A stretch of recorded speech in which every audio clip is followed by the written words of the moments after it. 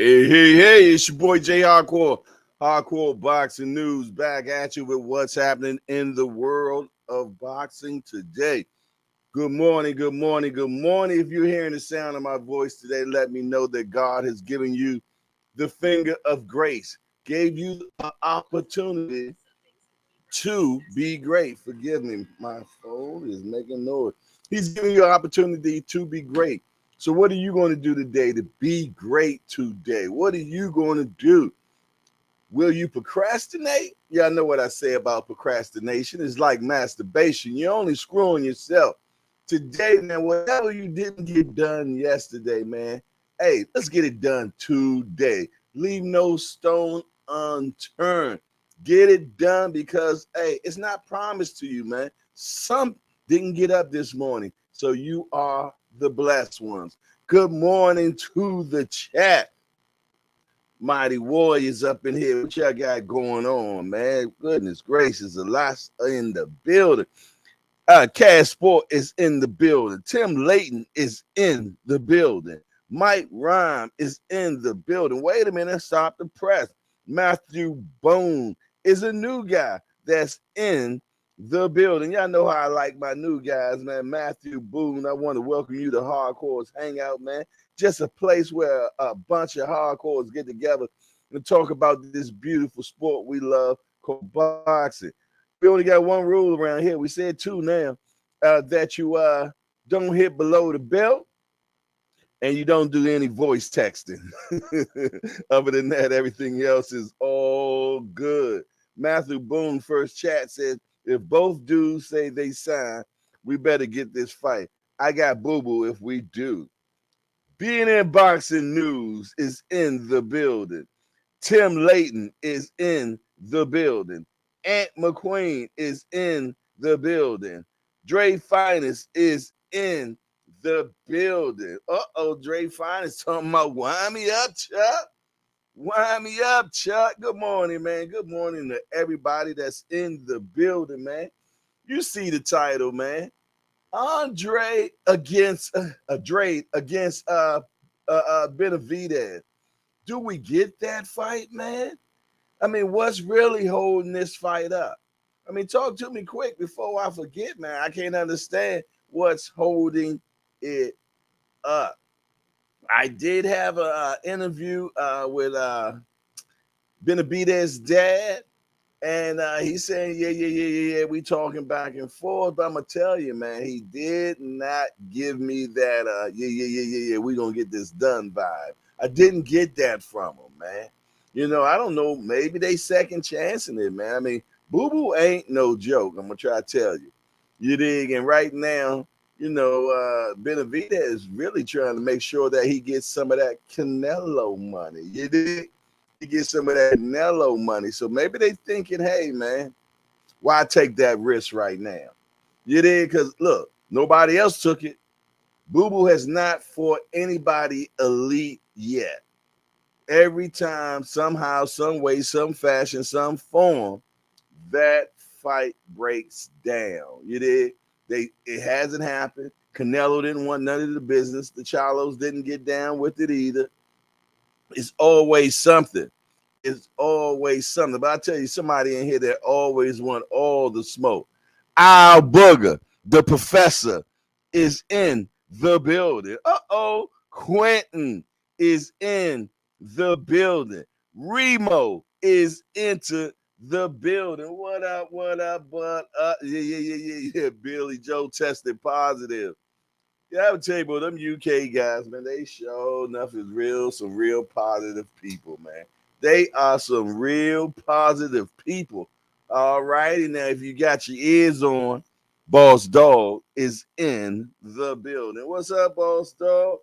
How everything going, man? How is everybody feeling this morning? I apologize for my tardiness, but yeah, I had to play Uber this morning, man, and get one of the youngsters to school that missed their bus. I just don't understand, man, how these kids don't. They got to have one assignment: get on the bus. That's it.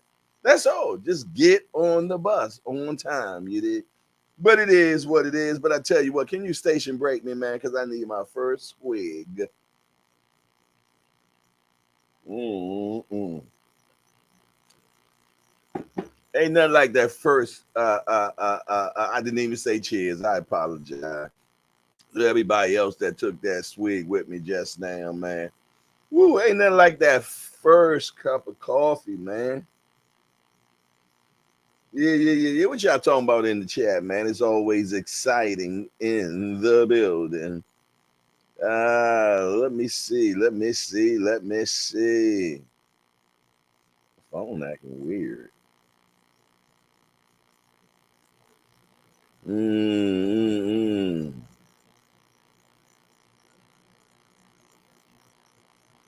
B&E Boxing News say Benavidez want that smoke. Quentin says Andrade will chop the redwood tree down. Okay. It sound like, man, we got some interesting people in here that think different things, you did. I like Matthew Boone, man. He coming up in here, man, ready to spar. Yes, he is. He come up in here ready to spar. He said, I say both get a knockdown. Boo Boo early and Benavidez late. And Boo Boo on points. All righty. I likes it. I likes it a lot, man. How many of you all, man, went on the comment section, you know, yesterday on some of the videos and actually did some commenting? I did see, man. Yes, indeed. And I appreciate it, man. I appreciate it a whole lot. Man, it feels good to be in the building. Yes, indeed, man. I'm home alone right now. No, you know what? No, I'm not. My oldest son is here. He didn't have to work today. So he's in the building. But that's like being home alone, Jack. I'm gonna be honest. That cat, man, like Uncle Herman, you'll very seldomly see him. Yes, indeed. But what else y'all got going on, man? Yeah. Let's see what's happening in the world of boxing today. It's always important to see what the top topics are trending right now. Canelo Alvarez say, I still feel young, fresh. I never think about the end of my career.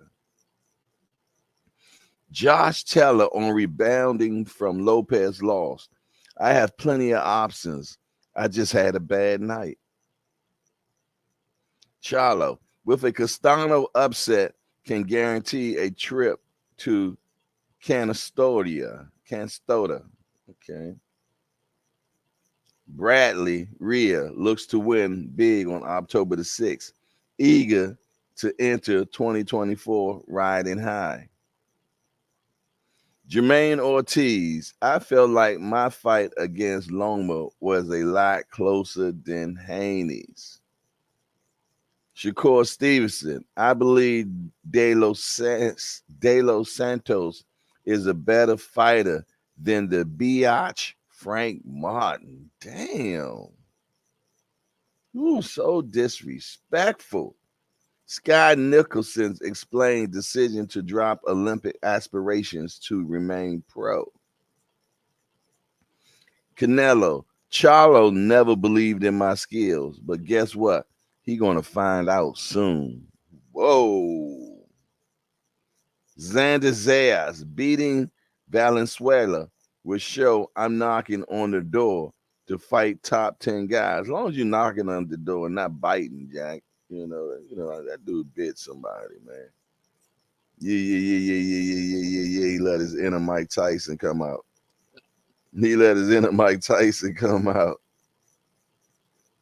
Eubank welcomed a fight with Canelo. I can't think of any bigger money fight. Yeah. Good luck, fella. There it is. That's what's happening in the world of boxing today. Yeah. That's what's happening in the world of boxing today. Have you hit that appreciation button? It said we got 15 in the building and 8 appreciations at. Where they do that at? They definitely don't do that in here, man. We always have 100% likemanship. Let's get that down, man. We got to be more better, man. If you have not smashed that appreciation button, please govern yourself accordingly, man. Yeah, for sure. What else we got going on? Jay with the E has entered into the building. Yeah. Remo said, I think Boo Boo Aqua style might bother David until around 6 or 7. Might might be too late to catch up with a KO without a KO.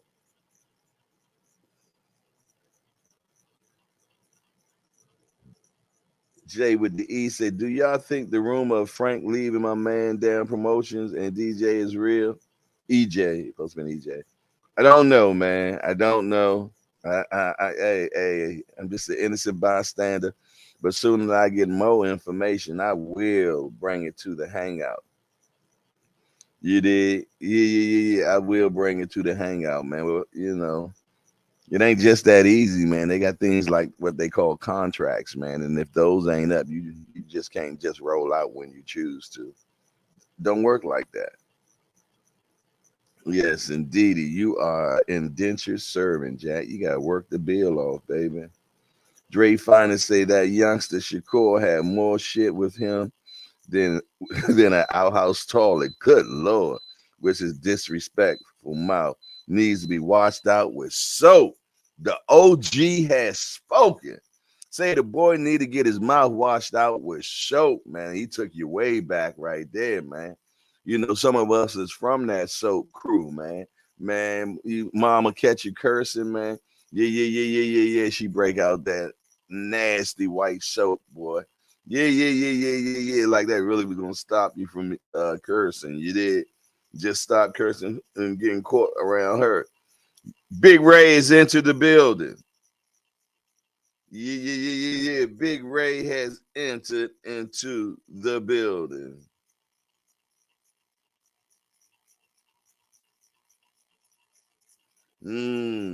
Yes, indeedy, man. It's all good in the hood, man. Like I said, it's feel good to be in the building. But what do y'all think about that Andre and Benavidez fight, man? Uh, if it gets over the finish line, who you got and why? If it gets over the finish line, who you got and why?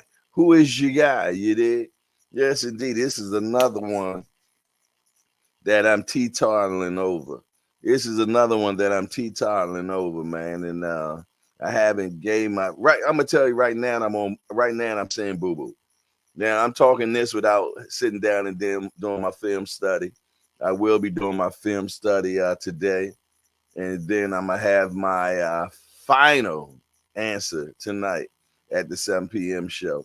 I'll give you my final answer. But right now, if I just had to take it straight off the dome, man, I'm gonna go with Boo Boo. I'm gonna go with Boo Boo, man. You dig? But I definitely got to do some film study. Goodness, Tim Layton says soap or cayenne pepper. Goodness gracious, I'm glad. I'm glad my mama didn't know nothing about that cayenne pepper, man, because I can't take hot, Jack. I do not like hot at all. Yeah. I'm scarring through the chat. I do not see the mayor. The mayor's not in the building. Old Eddie Kane, young senior, ain't in the building. When I see that boy senior, boy, I'm gonna put hands on him, boy. I'm gonna put hands on him. Yes, indeedy. I had to put the youngster in check. I had to put that boo bop bang on him. Yeah. I had to go put that boo bop bang on him. You did? Yeah. Yeah. Quinn say Andre will drop him a few times. Uppercuts going to end it. It's late from all angles. Ain't much tape on Boo Boo. His ass ain't been fighting consistently, man. Yeah. If you want to call somebody, if you want to call somebody the boogeyman, you definitely had to call that the Boo Boo, man, because they definitely did not want it. They definitely did not want it, man. Boo Boo was known as a hell of a fighter coming from the amateurs. Station break me. Anybody else that got their coffee mugs out right now? Cheers to you. Let's get it.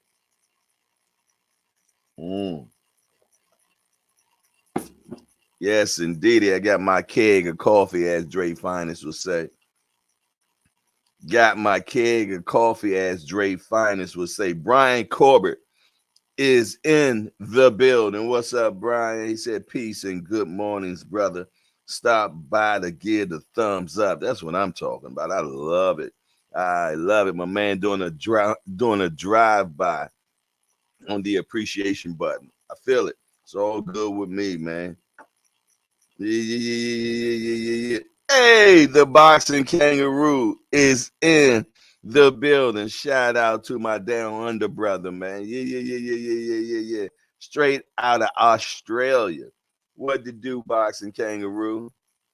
The youngster from DC is in the building. D for the win is in the building. What's up there, young guy? It's all good, man. As y'all come in the building, man, make sure that y'all hit that appreciation button, man. We've been lacking, man.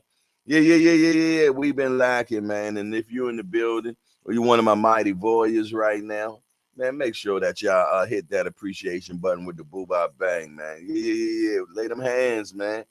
There he is. There he is. He's in the building. Oh, Eddie Kane is in the building. Yes, indeedy, man. Yes, indeedy. Yes, indeedy. Eddie Kane is in the building. Got the silver suit on and everything. Singing Not Like This. Yeah. What else? What else we got going on, man? Make sure as you come in the building, you smash that appreciation button.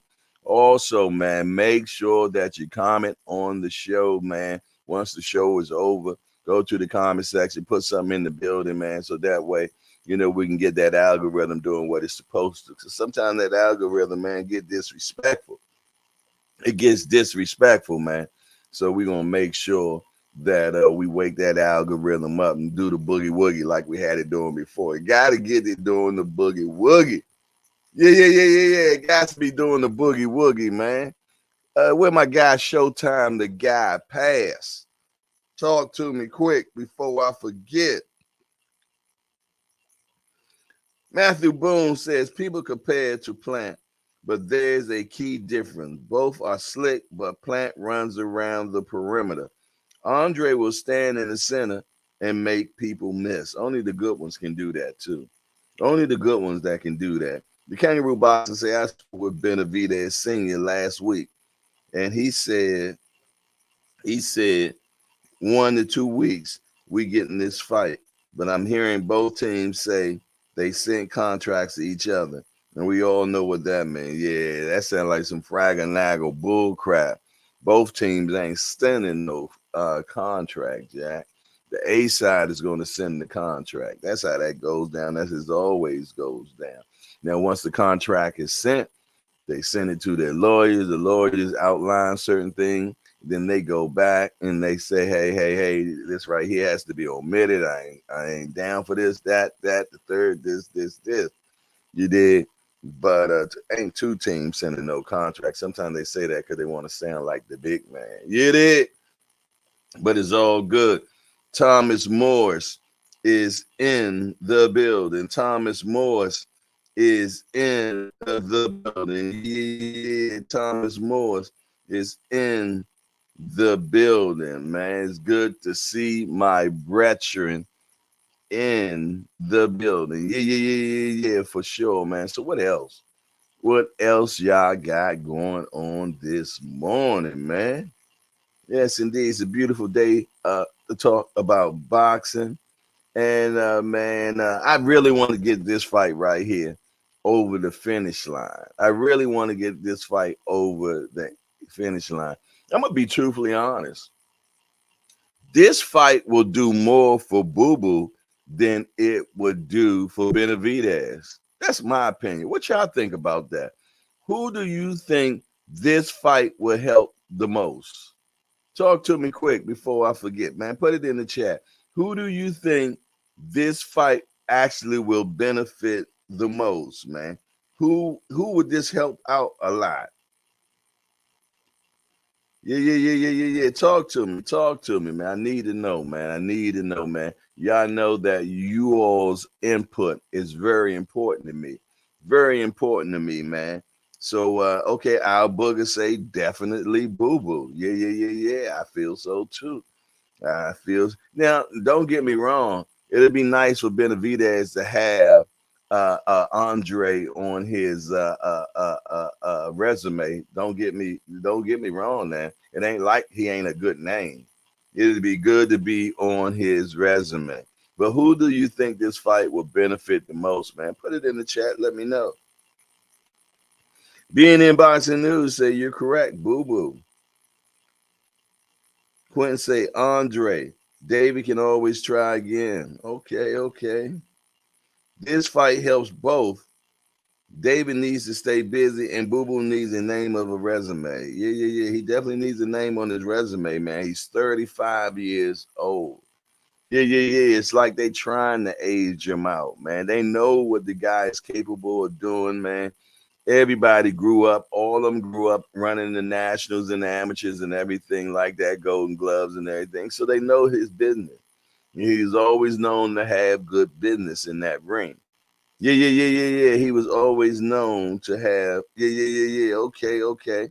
Boss Dog said boo boo.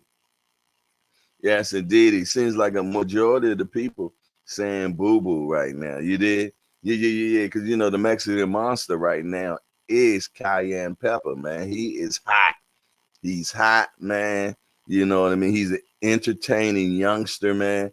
People want to see him. I told you, man. They call him the Mexican monster, but I call him the Tasmanian devil, man. Yeah. If some of you all can remember him in the cartoon, man, that dude come through spinning a zillion miles an hour, man, destroying everything in his path, man. Yeah. And that's how I see Boo Boo, man. I mean, goodness gracious. This kid, man, got a motor on him, man. Goodness gracious. That motor's something different. Yeah. That motor's something different. But we have seen him on his hind parts in that ring, man, for sure. So it ain't like that somebody can't set him down. And that's something that Boo Boo always does with majority of his fights, man, in the earlier rounds, man. He put him down on their hind parts, Jack. For sure he do. Damn. The boxing kangaroo said, we got them animals here. What the hell are they called, man? What the hell are those? Is it called the Tasmanian devil? What is it? Do they just move so damn fast out of the boxing kangaroo? Y'all got every damn thing down there. See, that's why I couldn't live down there, man. Yeah. We worrying about dogs and shit, Stray dogs might bite you. But y'all got every living creature down there that can possibly exist down in that guy. Yeah. You got to walk around with a gun, butcher knife, man, mace, everything, man. Yeah. Y'all just got too much going on, man. I bet your backyard, man, like a safari. I can't do it, man. The professor says, yeah, it's actually called a Tasmanian devil. Okay, y'all know that he gonna get me straight. It's a Tasmanian. I said traps, whatever. Tasmanian devil. I appreciate that, Al Booger. You always keep the big homie correct when he steps out the line. You did. That's why I call him the professor. You did. Yeah. Because I butcher some shit up in a minute. But you know what I be talking about. I know that much. Where you know what I be talking about. I know our Booger be over there just shaking his damn head. Yeah, that goddamn old cat, man. Butcher up shit, boy. Primo say, I think Davis is flat-footed. He does have fast hand, but it isn't really an athletic. I got Boo Boo split decision. Yeah, that's how I'm leaning right now too. Boo Boo split decision, man. Our Booger say no doubt. Thanks, Our Booger. Thomas Morris say, I want Morrell to get the loser, man. Y'all keep on wanting to put Morrell in there so early, man. You know that boy ain't got a lot underneath his belt yet. Yeah, I really want. Yeah. Really think he's that. You think he's him, huh? Y'all think Morrell is him, huh? I mean, keep in mind, man. You got to keep in mind, man. When they bringing these cats up, man, they put them against opposition, man. One, to build their confidence. Two, establish a good record. So the cats that he be fighting right now, man, really, they ain't the business. They ain't the business. So I like to see him. Not to say that he ain't him. He might be, but I know how they do these early careers, man. Yeah. They pad the budget, man. Yes, indeed. You can't get him over there starting off all late. I mean, against some killers. Yeah. Breaking his spirit, making him have a horrible resume. You dig? Then he got to dig out of that if he's just that type of cat, man. So give that boy some time, man. The boxing kangaroo said, "Damn, Jay, that cup of coffee more like a coffee bucket." Hey, y'all leave my cup alone, man. You know, I'm a giant over here, man. I'm a giant over here, Jack. Cup look big to y'all, man, but it's small to me over here. Yes, indeed. Yeah, for sure, man. Thomas Moore said, "Al Booger, we just made you an honorary Cuban." Oh my goodness. Why y'all make him? I think Morrell is ready and he wants that smoke. Okay, Al Booger. He stepped out there, boy, made a receipt. He made a receipt, didn't he? Yeah. Sound like he's standing on it too. Yeah. Yes, indeed, man. But I'm pretty much sure in due time he will get that opportunity, man. I hope we doing better in the likes, man. I'm about to check the likes right now. See that we get it together. All right, there we go. Now we're looking better. It says 16 is in the building. 19 have hit the appreciation button. Okay, we got it in gear now. We got it in gear, man. Now it's time to put that full throttle out there, man. Yeah. It's time to do that, man. Boss Dog say Morrell making it look too easy. Yeah. He definitely looked like a hot knife going through butter. Yes, indeed. He looked like a hot knife going through butter, man. Yeah. We just got to get him some stiffer competition, man. Yeah, for sure. Because I'm gonna tell you, the youngster feels though he is ready. Yeah. He TTG, man, and I'm gonna tell you something. When you started getting knockouts like that, man, and people feeding your ego, man, and you knock another man out, man, and then you keep on doing it. Oh yeah, man. At that point, man, you on cloud 9, and it's a high. It's a high when you hit a cat and knock him out, send him to the night land. It is. So yeah. I'm telling you, them people that got them boo-bop bang specials, man. Trust and believe, man. They feel though that they are one of those Roman gods or something out of mythology, man. They think they got Thor. You dig?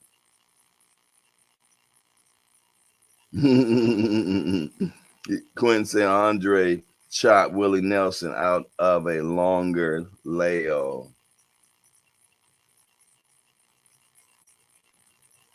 Says Benavidez out conditioning him.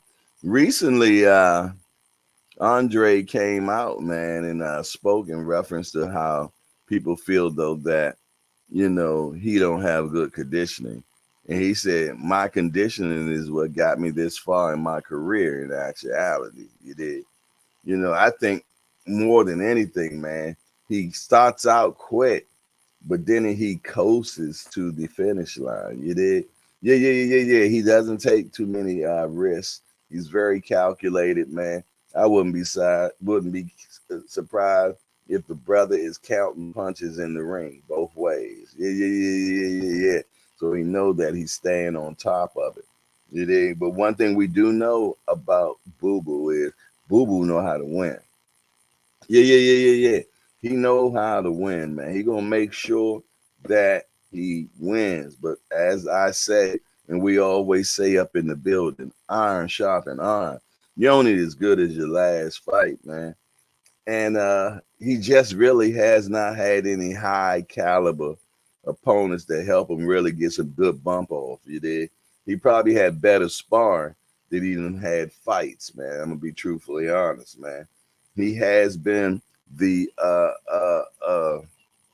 boogeyman. Now take it all the way back when he was ready to fight one of the Charlos, and at this particular time, I can't remember which one it was. Yeah, but I do remember the outcome, and he was switching over, if I'm not mistaken, to Rock Nation. And at the time, Rock Nation did not want him to take that fight. So he didn't take the fight. He was fresh in with Rock Nation, and I guess he was trying to get everything done that they wanted him to do. So he did not take that fight, man. And then the Charlos, man, they got into a bitterness with him. And they was to the point where like we would never fight him now and yada yada yada. And thus seems to be true, man. Yeah.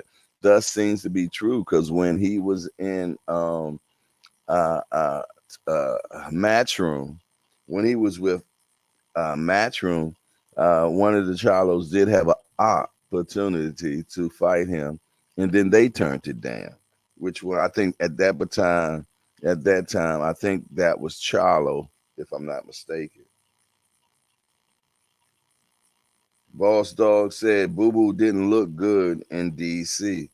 Yeah, and he was fighting Damon Nicholson at that particular time, and I thought he would do Damon a little bit more dirtier, because also Damon had a shoulder injury in that particular fight, but Damon Nicholson did have some highlights.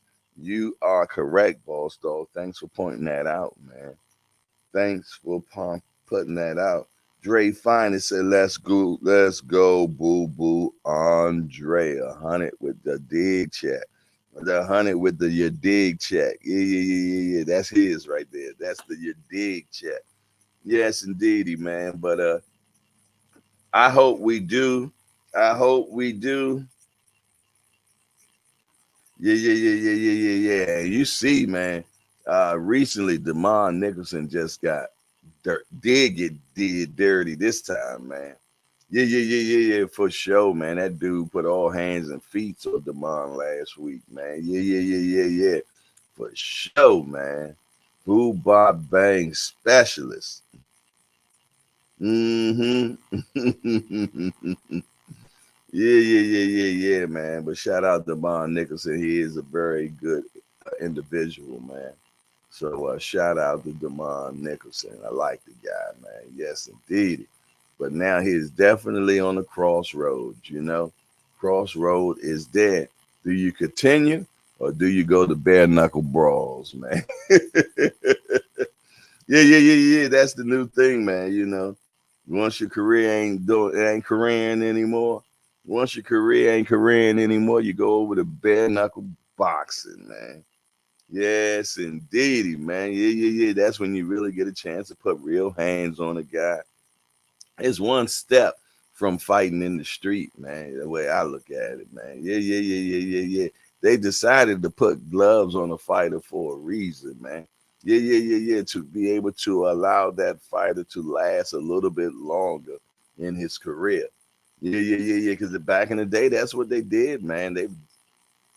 Remember this was the setup? This was the setup back then, man. Yeah. That was the setup, just like that, man. About to put hands on somebody, man. Yeah. You see some of the pictures of the old dudes, man. They be like that. Yeah. Look at that setup, boy.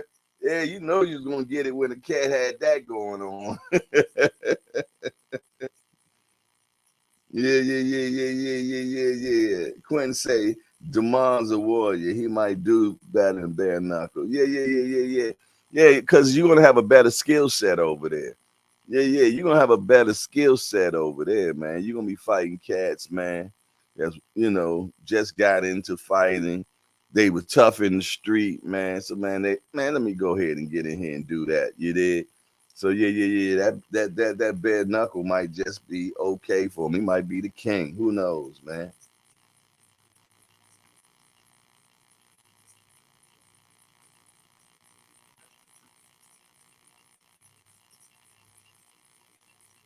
I think both is correct.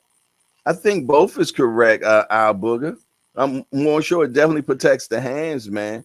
But one thing about when you got bare knuckles, man, it's definitely easier to cut your opponent, man, and it's definitely easier to break bones, man, because it's bone on bone.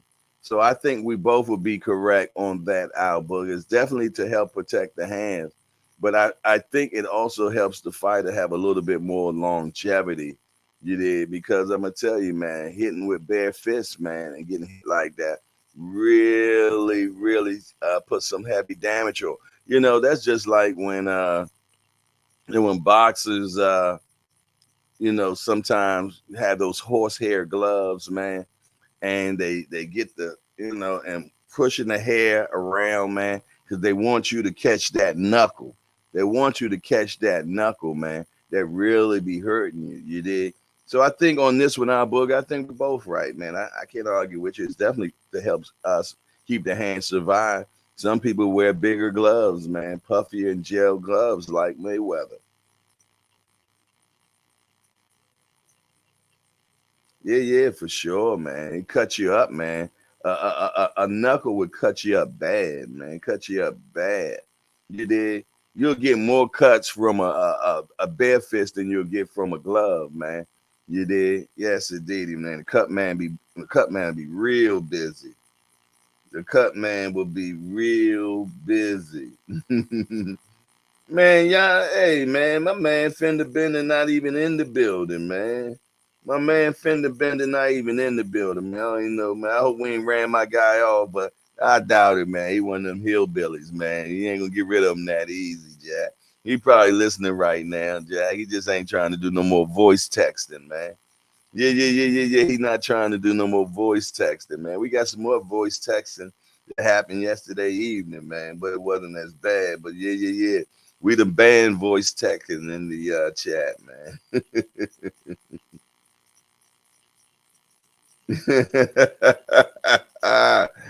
Hey, senior, don't be scared. Don't be scared.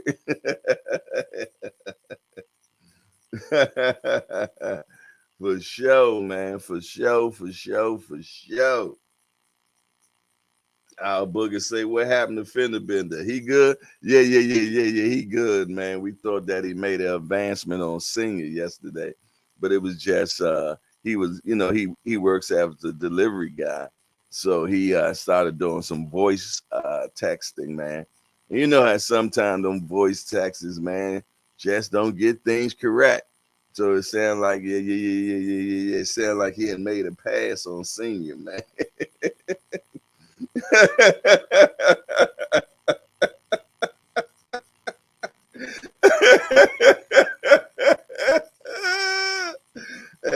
Hey, yeah, but our book, it was rough, man. The chat, man, yesterday was crazy. The show ended up lasting like 3 hours yesterday, man. It was cold, crazy, man.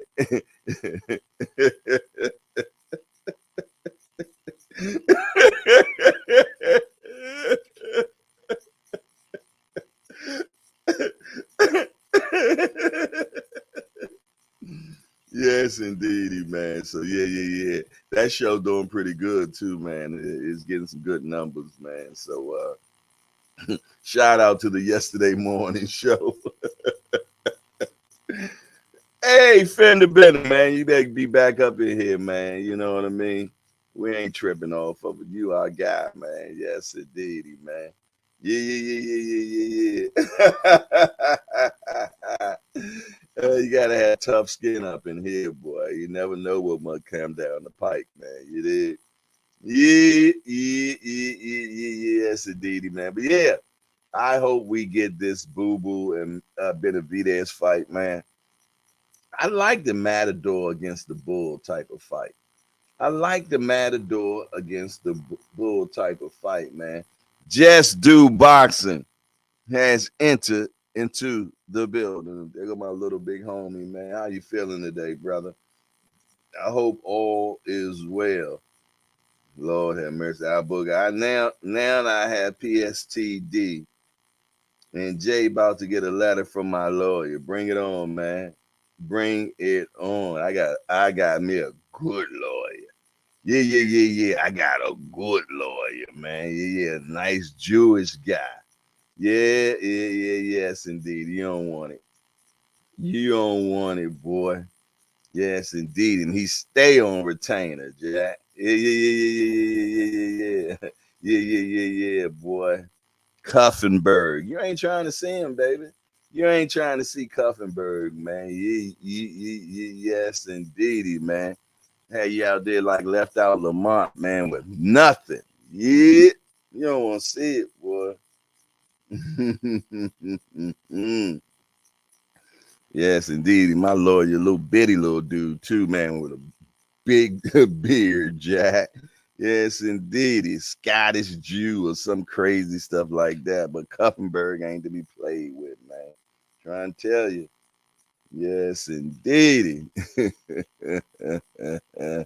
They like, Senior ain't been on the Rise podcast in a while. Like, yeah, man. Jay sued him out of his phone and his mic and everything, man. That boy ain't got a chair to sit down and to watch the show, man. Yeah, you better stop playing. Quentin say, venue may be on hold. Hold up. Not sure why this fight hasn't been made, man. I'm trying to tell you, man, they going back and forth so hard on the particulars, man. It get to the point, man, certain things become imperative, like the size of the ring.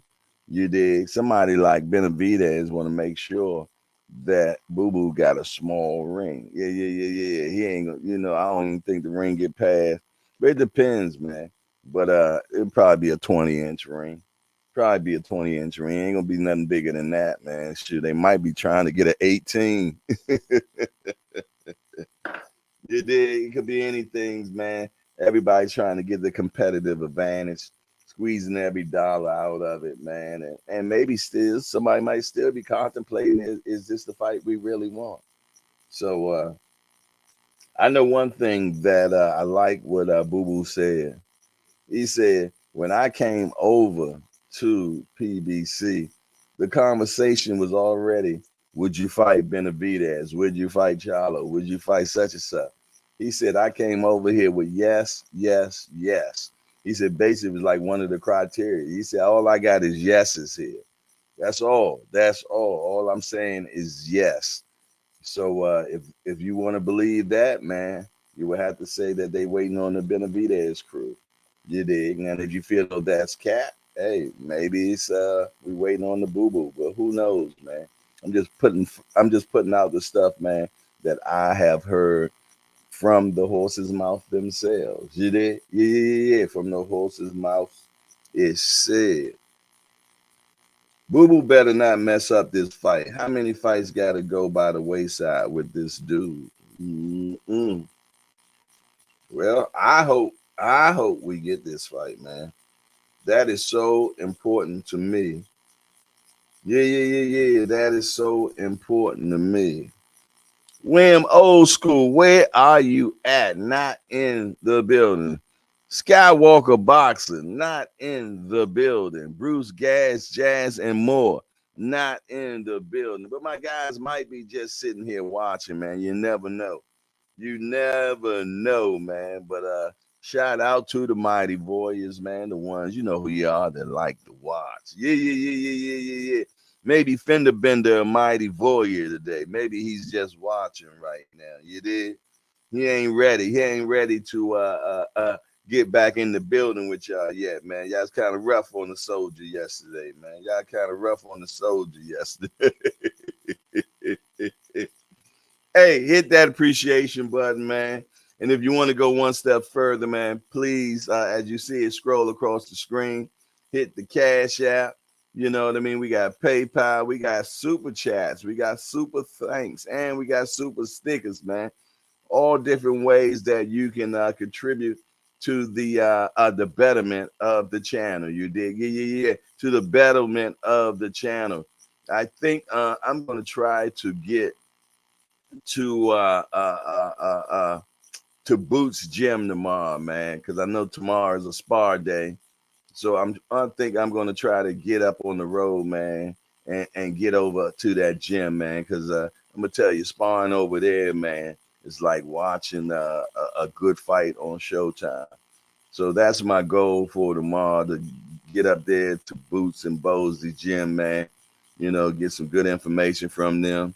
Even record some workouts. I know you can't record Boots workout though, but it's more other people that's in that particular gym, man. The gym is lock stock. You dig? And also want to get me an interview with Isaac Cruz, man. See what he got going on, what he thinking about next, and all that good stuff. So yeah, that's the goal for tomorrow, man. To go up to Boots Gym, man. Catch me some good sparring. Yeah. That is the plan, man, for sure. Yes, as I'm hit Philly. You dig? Yes, indeed, man. So, any help to get me there will be greatly appreciated. You dig? Yes, indeed. Yes, indeed. But what else y'all got going on today, man? I think boxing is still in a good place, man. We got a few hiccups, man, but it seemed like things are working themselves out. We got young Shakur and De Los Santos. Yeah, Edwin De Los Santos, man. What do y'all think about that fight, man? Do Edwin De Los Santos have a chance? Do he have a chance? Let me know what you think. B3, what you think? What you think, B3? I know you got your ears on, bro. I know you got your ears on. Rise podcast say Andy Cruz or Isaac Cruz. Andy Cruz. Andy Cruz is being trained by Bosley now. He's being trained by Bosley. So I'm definitely trying to get up there tomorrow, man, because tomorrow is a spar day.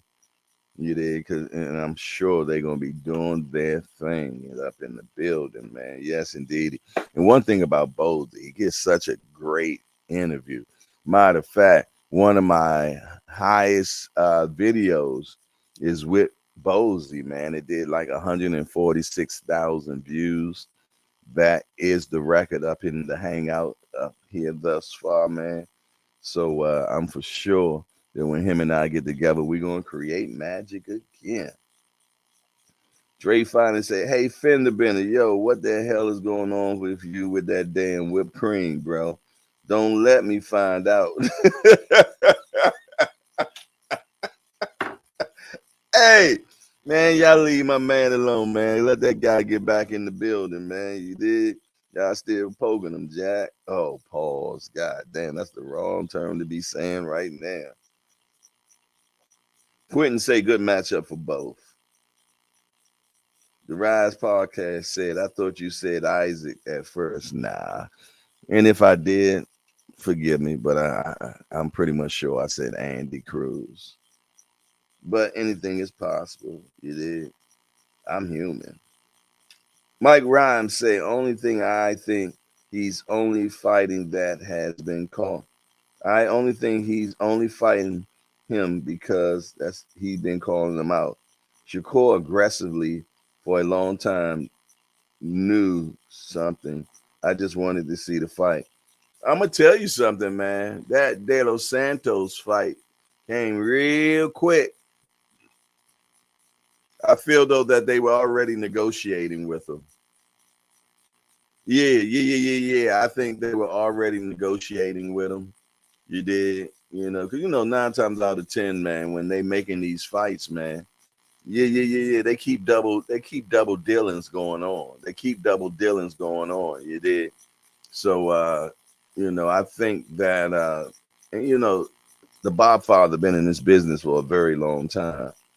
You dig? So I'm more than sure that he had multiple dealings going on, man, because soon as Frank Martin and Shakur fell out the next day or 2 days, De Los Santos is signed. So I know things are quick, you dig, but it is what it is. They was already negotiating with that guy. If I had to put my dollar on it, if I had to put that dollar on it, yes, indeed.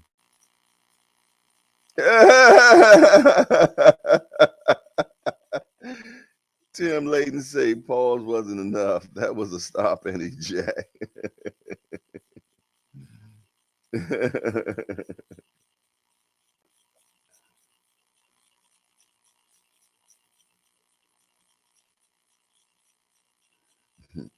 Aunt McQueen said it's a job. When we're looking for a new one that's submit multiple applications, knock on enough doors, somebody open. Greatly said, Aunt. For sure, man. Yes, indeed. The smart ones, anyway, man. They make sure that they have a few eggs in that basket, man. You know, sometimes one of those eggs is a dud. Yeah. Stink up the joint, man. So yeah. They got it done. He has a opponent. He's fighting November the 16th in Las Vegas, and it's on a Thursday. Yeah. It's on a Thursday, man, for sure. What it do? What it do? Smash that appreciation button, man. Yeah, she said Shakur is learning from Crawford. He should, man. He should, man, because that's the big homie. And I'm pretty much sure the big homie is laying game to him. He's laying game. Plus, he done out negotiated the Godfather. I'm talking about Crawford, man. Crawford was the one that came out on the better side of the coin on their negotiations, man. Crawford's a shrewd businessman, and I shout him out for that, man. For real, man. He makes sure that he gets his coins each and every time, man. Bob basically said it. He said the money that I lost on Crawford, man, I could have bought me a nice spot in Beverly Hills. He said mansion. You did, but Crawford was getting for all his fights, man. He was getting 3 million plus dependent. You did. So yeah. He was definitely stacking. He was definitely stacking, and he doesn't seem like a person that goes around squandering his money whatsoever, man. Yeah. He seemed like really a pickup truck type of dude, man. I know he got all those other toys, but I bet you if he got a pickup truck, he'd probably drive that more than anything. Yeah. I bet you he drives his pickup truck more than anything. Mm. I'm fed up with fighters not fighting A opponents. Not a lot of A opponents out there though. But goddamn, fight some B minuses. You did. Lead them D's and E's and F's alone. Yeah, our booger say, yeah, I gotta give it up to Bud. He fleeced Bob. Damn. You hear that word? He said he fleeced him, man. Goodness gracious. Fleece, man. They take you back to a sheep being sheared. A sheep being sheared. Oh yeah, he said basically was the A side for the Spence fight. Yeah, because he got everything that he wanted, man. Everything, man. Everything. He even came out last, man. So hey, shout out to the shrewd businessman Bud. He stands on his 10 toes, man, and make sure he gets what he feel though he is worth. Yeah. And they definitely went to the bank on that. They definitely went on to the bank on that because the numbers wasn't the numbers we thought we were going to get, but those numbers still brought in a good tidy sum. A good tidy sum. Did they ever put out what the door did? If anybody knows if they put out what the door did, because I don't remember seeing any talk about the door, but just because I don't remember, that don't mean a lot, man. You know what I tell you. Talk to me quick before I forget.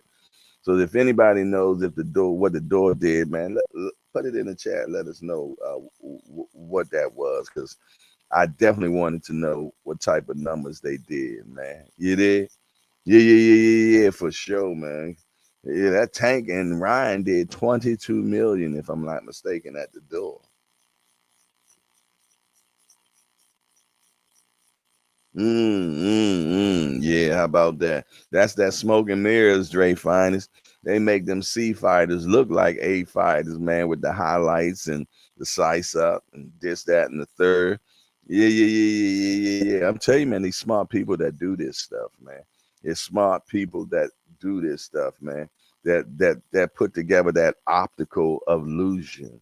They put together that optical illusion, man, to make you believe what they showing you. You did. The next thing you know, man, you think that guy is him.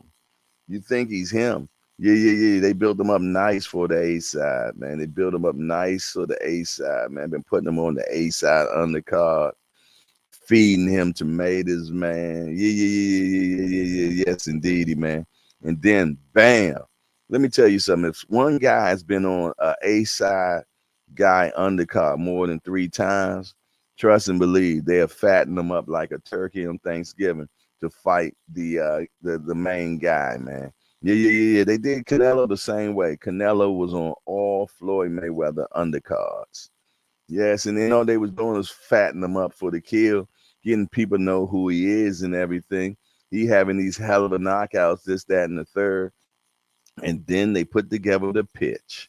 Yeah, yeah, yeah, yeah, yeah. They put together the pitch, man. Yeah, some of the brilliant minds in sales get together, man, and put that package together to you, man, give you that raw dope. Yeah, yeah, yeah, yeah, yeah. You think it's really going to be something, man. But you seen what it ended up being, man. A one-sided ass whooping, man. But they had it built in your mind that the youngster, man, can get rid of the old man. At the time, Floyd was 11 years his senior, man.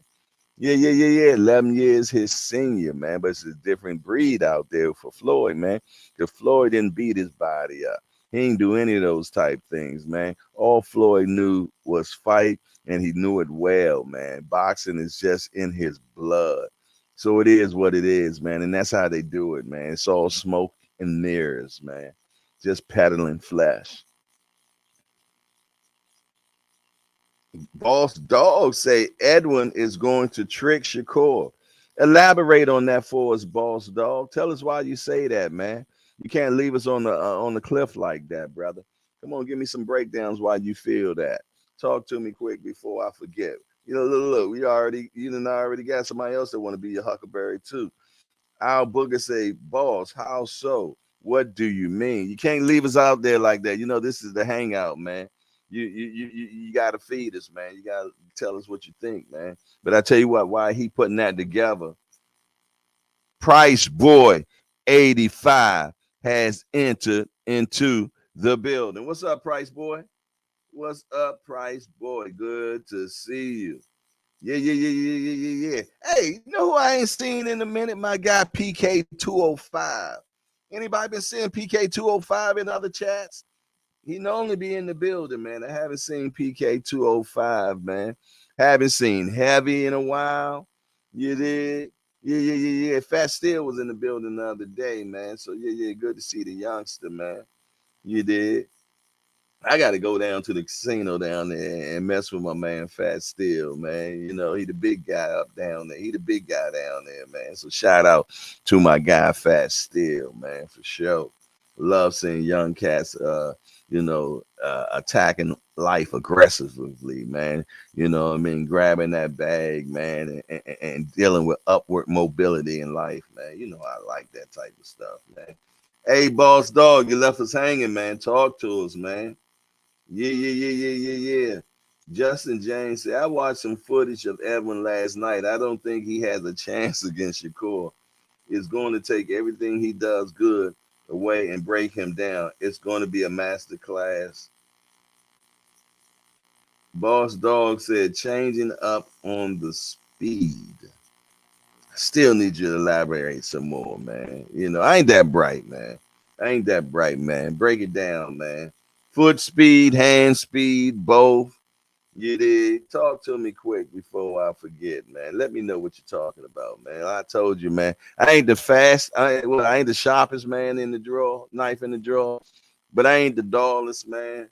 So, you know, I just need a little bit more breakdown from you, my brother. Just a tiny bit more, man. I need to know what your mind got going on for you to bring that to us, man. You said it for a reason. I need to know.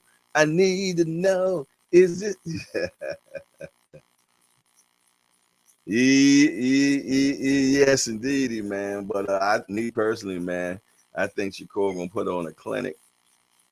He gonna put on a clinic, and might even be a possible stoppage on this one. Yeah, yeah, yeah. I think it's gonna be a clinic. and a possible stoppage on this one. Yeah. And as soon as I said that somewhere else yesterday, man, they like Shakur ain't stopping ish. Shakur ain't stopping ish. But I think this guy is perfect for Shakur, man. I'm not the brightest either. Help me out. Come on out, Booger. We call you the professor, man. What is you talking about? What are you talking about? But you know, dimensions wise, man, these guys are pretty much and they both southpaws, if I'm not mistaken, man. They both southpaws. Yeah. Now, I believe that I believe that De Los Santos is the taller. He is the taller, and I think he also has the reach as well, maybe by a half an inch or something like that. Yeah, but they both southpaws, man. So that's going to make it interesting. Foot speed, and he can take a punch. Okay, that's what's up. That's what's up. That's what's up. That is definitely what's up. I like it. I like it a lot. Appreciate that, boss dog. Yeah. It was like pulling teeth, but we got there. We got there, didn't we? All righty, man. What else y'all got going on this morning? What else y'all got going on this morning?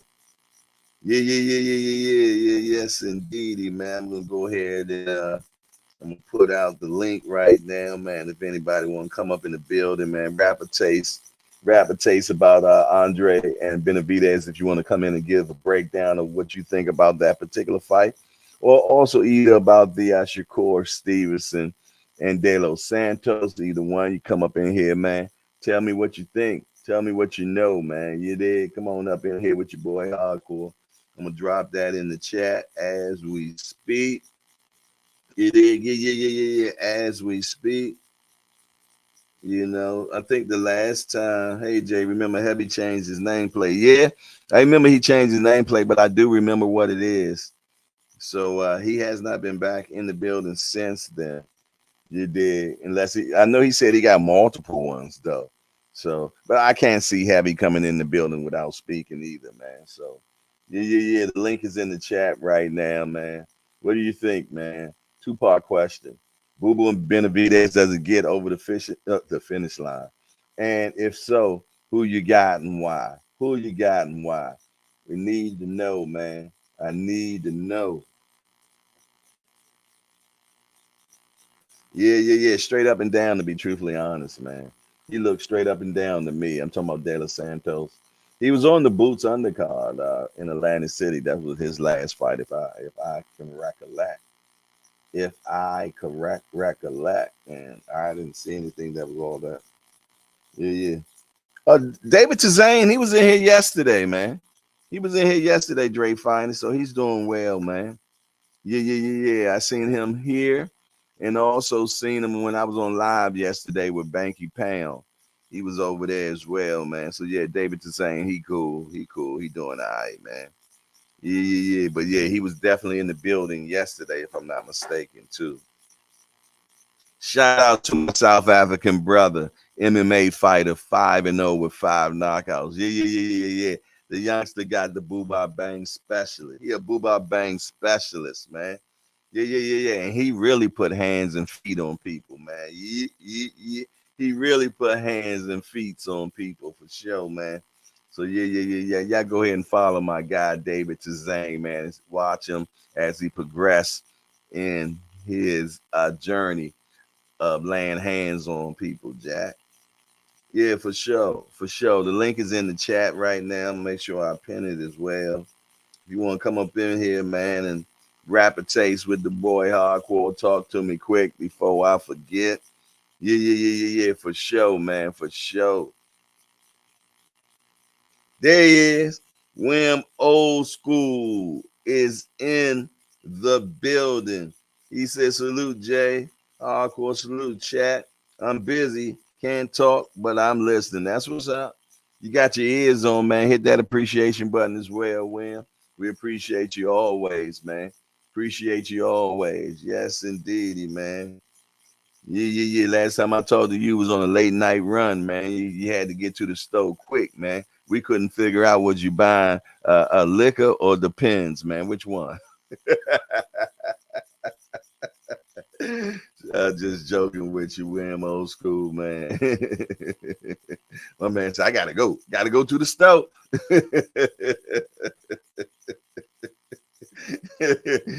Yeah. Shout out to the senior committee up in here, man. Yes, indeedy, man. Shout out to the senior committee. Yes, indeedy, man. Yeah. Yes, indeedy, man.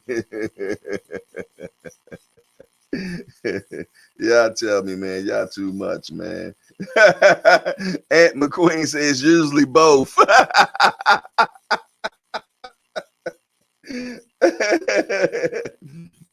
Okay, he said I don't drink, but I had to get something for dinner. Okay, that's what's up.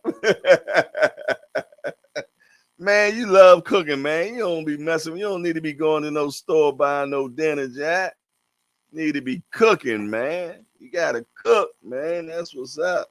That's what it's all about, man. I'm gonna tell you, when I get in that kitchen, man, and I get to doing preparation and everything, man, I'm gonna tell you, I might have one of my YouTubes on watching, watching something on YouTube, man, and I'm gonna tell you, it puts me in such a relaxing place when I'm in that kitchen, man. Yeah. I love cooking, man.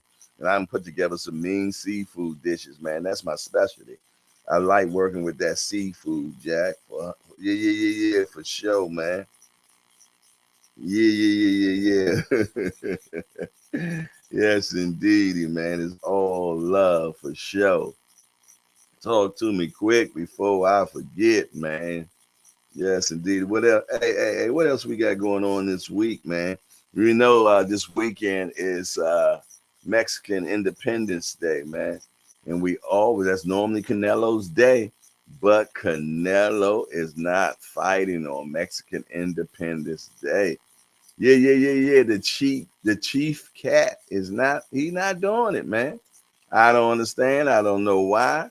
It doesn't make any sense to me. I think if Canelo and Charlo had fought on that day, they probably would have made even more money, especially at the gate. But that's not happening. But I tell you what, William Cepeda stepped up. William Cepeda has stepped up and he's fighting Mercito Gesta. Yeah. On the zone this Saturday. Yeah. This Saturday, man. So make sure you govern yourselves accordingly, man.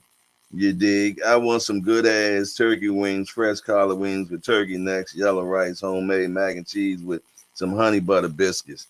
Yeah, I tell you what, you won't get it in the hangout no more. You done ruined your opportunity for ever getting any food over here, brother. Yeah.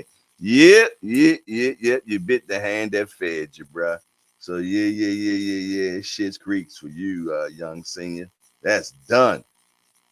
Tim Layton said we need Wim old school Louisiana cooking for real, man. Yeah, for sure.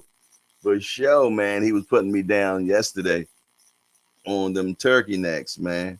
He was putting me down on some turkey necks that how he prepares them, man. So I think I'm gonna try that this weekend, man. I'm definitely gonna try that this weekend because it sounds pretty good, man. I love me some turkey necks, man. And you get that flavor all up in them turkey necks, man. It's amazing. Yeah. It's amazing. So for sure. Nah, don't try to weasel out of it now, youngster. Yes, indeed. It's on tape, brother. It's on tape. Yes, indeed. Yeah. Yes, indeed, boy. Next time you come over to the crib, we're gonna leave you in the driveway, Jack. Yeah. We're gonna leave you in the driveway. Yeah. Done deal short. We'll let Junior in the building. Yeah. You be in the driveway, bro. Yes, indeed. Mm-mm. Yeah. All done with. Done with, man. Yeah. Yeah, yeah, yeah, yeah, yeah. You try to show a young brother some southern hospitality. You know, you can tell when they ain't used to certain things. Yeah, yeah, yeah, yeah, yeah, yeah, yes, indeed, man. Yeah, yeah, that dog don't hunt no more. But what else y'all got going on right now, Jack?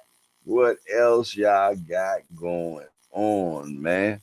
You dig? We got this Boo Boo and Andre fight. That I said the Boo Boo and Andre. He fighting himself. Yeah, yeah, yeah, yeah, yeah. He fighting himself, man. That's what he been doing for the longest time, anyway. But yeah, yeah, yeah. He has opportunity to defeat the Mexican monster, man. Yeah, yeah, yeah. To defeat the Mexican monster, man. If I'm not mistaken, y'all, how old is Benavidez? Is he like what, 25?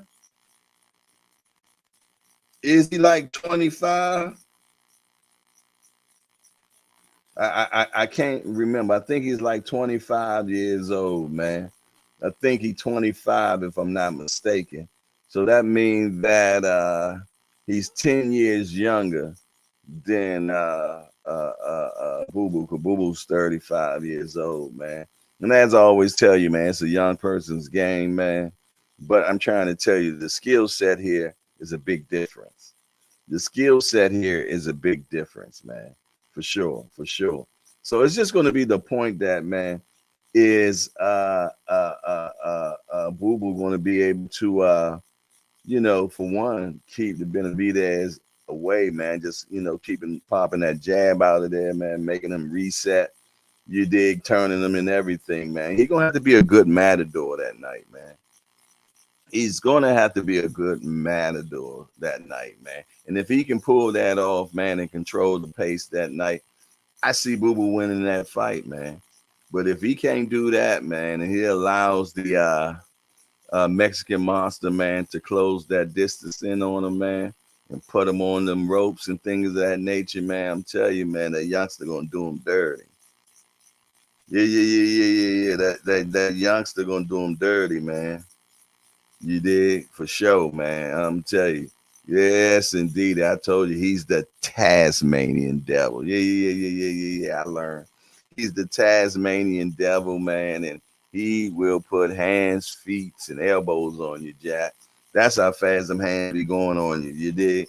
Yes, indeedy, man. So Boo Boo definitely have a good task ahead of him, but trust and believe. If he does beat Benavidez, that does not help him any. For the simple fact, man, they already didn't want to fight him. They already didn't want to fight him. You dig? So, man, you think he'll get a Canelo fight after that? Yeah, yeah, yeah, yeah, yeah, yeah, yeah, yeah. You think he gonna get a Canelo fight after that? Huh? What do you think? Boo Boo wins that against Benavidez. Do he get a Canelo fight? I'll answer that for me. No, no, and no. Yes, indeed. Canelo ain't doing it. It was a reason why Canelo and his crew didn't want to fight him from the beginning. Canelo said, "You're a horrible fighter. You're a horrible fighter." Man, he know damn well that Boo Boo is an exceptional fighter and a slick fighter, and he knew what they have problems with, man. Yeah, yeah, yeah, yeah, yeah. They know what they got problems with, man. So let me tell you something. If Benavidez does get that win, it does not help him, Jack. It does not help him that way because he really ain't gonna get. It's gonna make it look good on his resume for sure. Yeah, yeah, yeah. But damn, they didn't want to fight him before. Now it's true.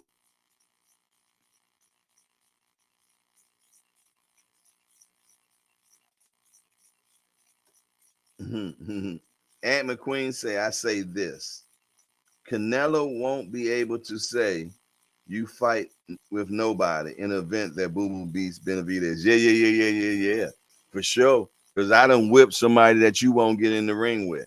All of a sudden, once Benavidez was around, now Canelo said he don't want to fight Mexicans no more. Where they do that at?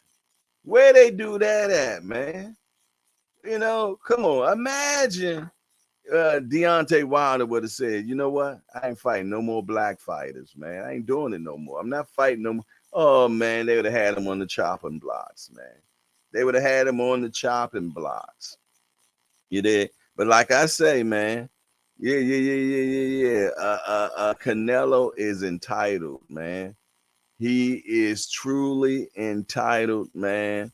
And he gets to do whatever he wants. And rightfully so. They said that he done paid the cost to be the boss, man. Wim Old School said Andre is all wrong for Canelo. Amen. In the boom shakalaka to that. Yes, indeed. You heard what Deacon Wim said. Quentin said should be a mandatory for a slander for calling Boo Boo a horrible fighter. Right. A horrible fighter? Boo Boo? Maybe. You know how Canelo had a problem with his English, man. Yeah, maybe he meant honorable fighter. Yeah, you're an honorable fighter, man. You know, he got problems with his English, man. So maybe he pronounced what he was trying to say, man. I'm gonna go with that, man. I'm gonna help him out a little bit. Yeah.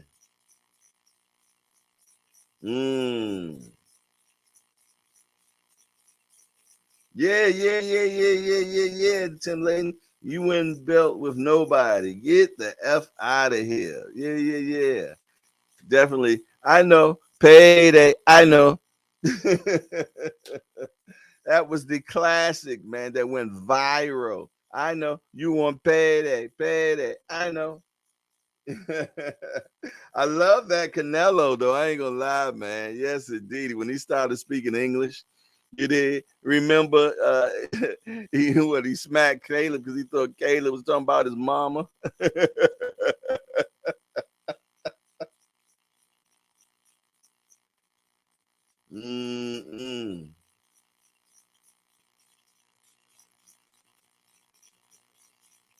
Yeah. I seen that, Aunt McQueen. I definitely seen that.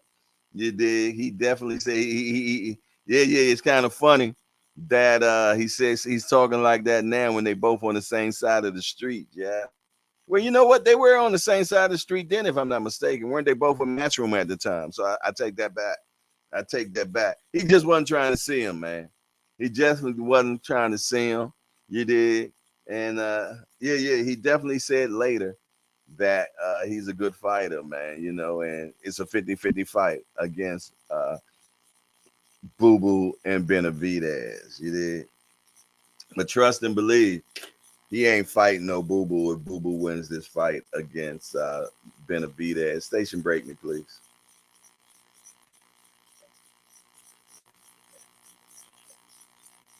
Yeah. Yes, indeedy, man. I ain't, you know, from now on this channel, I ain't talking to no more blacks, man. No more blacks, man. Can't talk to y'all no more. Yeah, it just sounds crazy, man. That sounds crazy.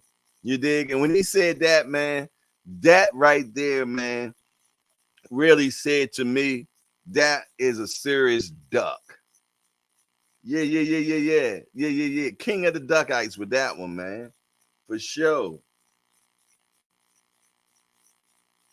Mm-hmm. You're a kid. Yeah. Hold on, wait a minute. Tim Layton, why you time out Fender Bender? Is Fender Bender even in the building? How you gonna time out somebody that's not here? What you got going on, man?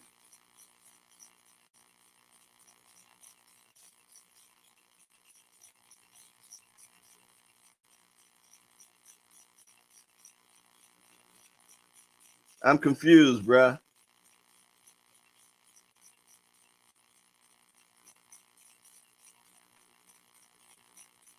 When did he do that? He not even in here. Hold on, let me look at something, man.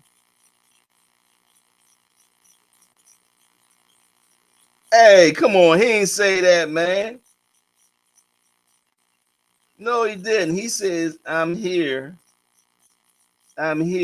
My job got me fucked up today. He didn't call you. Hey, Tim, you going too far, man. Come on, man. How do we reverse that? How do we reverse that, man? You trying to be funny. You trying to be like Canelo, man. You trying to be like Canelo, yo. You wrong, yo. Yes, indeed. You wrong for that, bruh. Yeah, man, that is not cool at all, man. Hey, Fender Bender, we apologize to you, man. You did. I humbly apologize to you for that, brother. You did, for sure, man. Definitely wasn't supposed to happen. Yeah, I don't think you can. You just got the time got to be waited out now.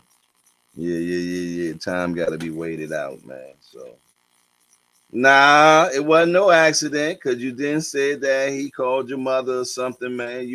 It's on tape, bruh. It's on tape, man. You already said it, bruh.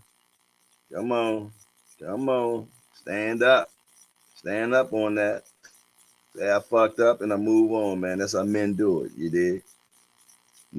But yeah, it was definitely wrong. There was no reason for that.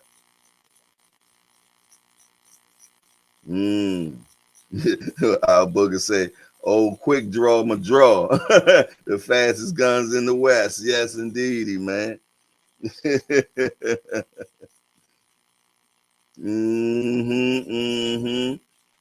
Yeah, you say that, but then you also said that he said something about your mama. He passed the line, and that's why you did it.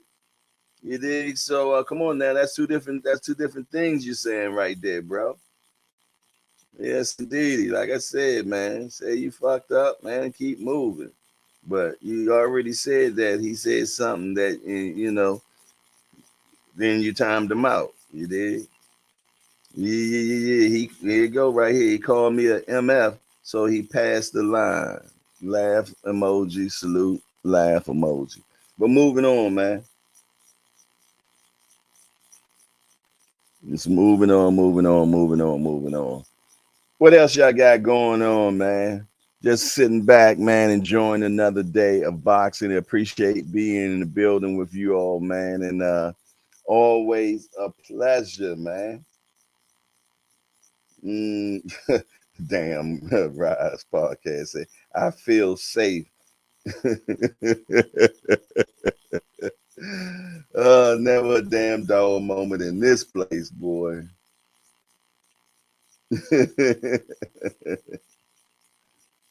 Yeah. How Booger say, Tim, I was gonna say you timed them out too, Jack, for sure.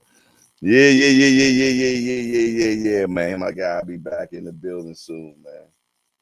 My guy will be back in the building soon, man. Like I say, I'm pretty much sure Fender Bender tougher than that, Jack. You can't take on one of them hillbillies down like that. Nah, tough cat, man. Tough cat, man. He coming back in vengeance now, man. Yeah.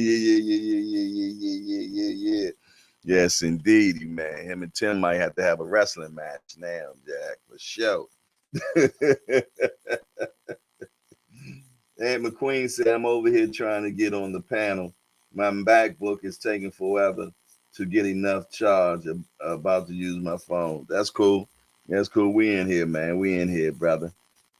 Looking forward to what you got going down today, man. For sure.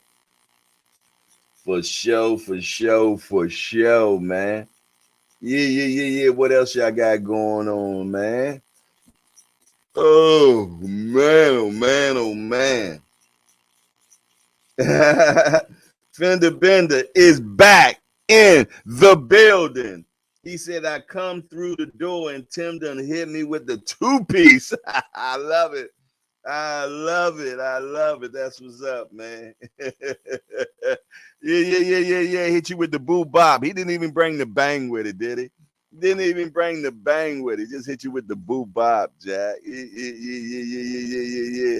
Had to fan you, get you together, man. You back now. Yeah. Now senior done left. You know what happened when Debo come around, Jack? Senior done left the building, man. He out of here, Jack. He done put his chains. He done put his chains away and everything. He out of here. Fender Bender say I'm fired up to see Canelo versus Charlo, man. That's what's up. That's what's up. That's what's up, man. It is what it is, Jack. Yeah. That's what I'm talking about. Ain't nothing but men up in here, man. We own up to our shit. We move on, man. Ain't no soft-skinned individuals in here. Sucker-free environment, man. That's how we get down around here, man. You dig? You know, yeah. Even Senior will be back in a minute, you dig? You know, he's a little frightful, but he'll be all right, Jack. Yes, indeed, man. He sing Fender Bender, man. Look. Senior over there in the corner talking about Tim Layton's my hero. You're like a damn damsel in distress, man. Come on, get on out of here, man. Yeah. Yes, indeed, man. Yes, indeed. Senior over there high-fiving Tim and shit. You know, hey, you know how we say around here. You put your own work in around here, homie. Yeah. Yes, indeed, man. Damn, I have not laughed that good all week. Nothing but love in the hangouts, you did. Hey, I ain't gonna lie, man. We've been having some hysterical laughs this week, without a doubt, man. And that's what it's all about, man, in the hangout, man. You did. You get to talk about boxing, man. You get your boxing fix, man. We talk about anything else that we do, man. But no matter what, man, it's some funny characters in this building, man. We be laughing like shit, man. I'm gonna tell you. The other day, man, Just Do, man, he said he couldn't even stop laughing, man. Yeah. You know when you laugh so much, you get to crying and shit. And you know when shit is real funny, man, is when you sitting around, the shit that happened about an hour, 2 hours ago, and then you bust out laughing about it again. Yeah. That's how it be about up in here. But I tell you what, YSM Sports Media has entered into the building. Yeah. Shout out to my little big homie right there, man. Let me put my ears on. All right, we got the great Ant McQueen in the building, man. What What's you got going on on? today, Good bro? morning, Jay. Good morning. Shout out to YSM. I always say YSM is the classiest dude in the sport. No disrespect to Jimmy Lennon. Yeah. YSM is a great guy, man, for sure. Nah, for real. That's one of the things I always appreciate whenever I watch his interviews, just how Mm-hmm. gracious he is to the people for their time. Like Mm-hmm. every time he does an interview with Bozy Ennis, it's always thank you, Mr. Bozy. Like I really Mm-hmm. appreciate stuff like that. You know what I mean? Just great character, man. Dude's super classy. I appreciate that for real. That's What's what's going on up. with you, Jay? What are your thoughts on this Benavidez boo boo? Andre, What do you do? Yeah. What are your thoughts on the it, matchup? I think it's an excellent matchup, man. I feel though that that Boo Boo is going to be the more skill. Well, he is the more skillful fighter. You did, and normally fighters like that are very technical. They love the fighter that comes like the way Boo Boo does, man. That's always coming forward, man. You know, so I feel though that he can definitely have a good day with Benavidez, man.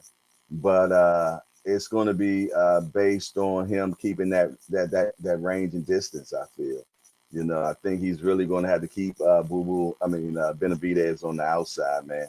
Because if he let him inside, I feel though he would definitely pick the lock, man. But that's what I think. You know, I haven't did a film study on it yet. You did, and I plan on doing that today. And once I do that today, I'm gonna have more on it. But if I had to put that dollar on it right now today, I would put it on Boo Boo. The only thing I don't like about Boo Boo is how he coasts that. He starts fast, and he'll probably knock 5 to 10 guys out. Well, not out, but down. And Mm-hmm. you think it's going to be a short fight. You think it's going to be a short fight, and next thing you know, the fight lasts the distance, man. And it's like he cruises at the end. And I don't know if that's due to conditioning or what, or not wanting to take the risk. I'm not sure, you know, but it seems like he's very calculated, man. and he's know how many punches he's throwing, how many he's getting hit with, you dig? And I think he just makes sure that he outputs enough just to win that fight, man. But I'm interested in hearing what you got to say about that match.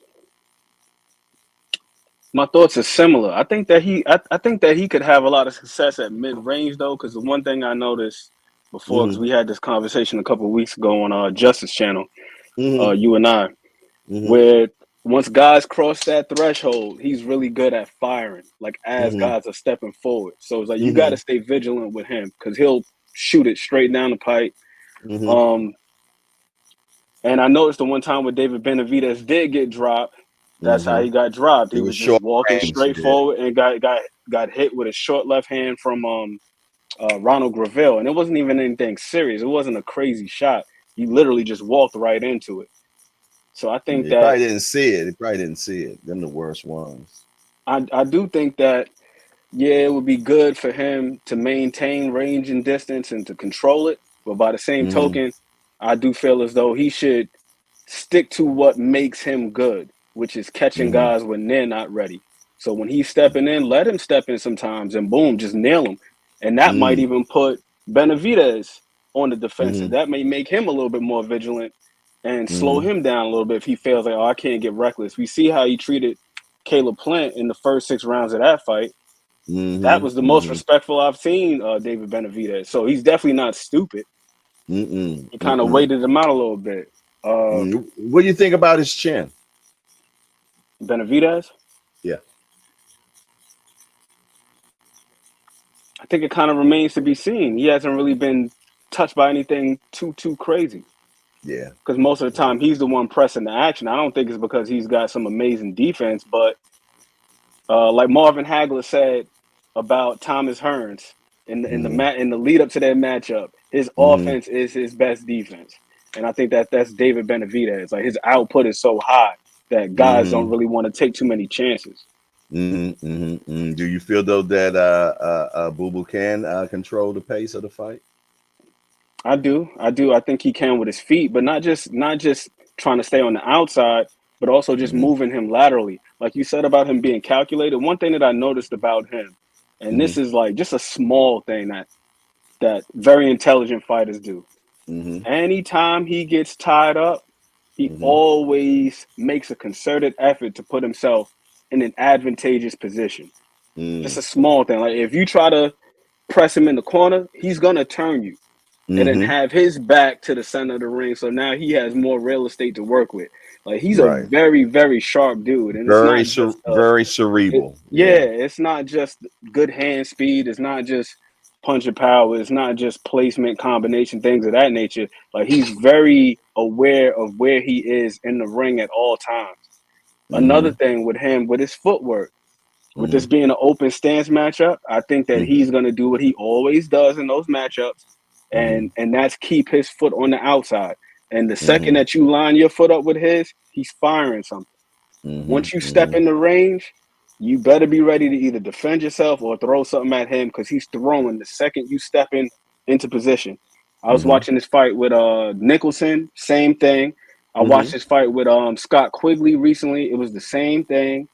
I can't remember who the other guy was. One thing I'll say about him too is he loves to set up that overhand left. You got to be vigilant with that. That's his money punch. I was talking to somebody the other day. They said that it's a sloppy punch. He's just throwing it wildly. I'm like, nah. If you do it all the time, it's not a fluke. Exactly. It's not a fluke. Exactly. He throws that overhand left, kind of like how Danny Garcia throws that no-look hook.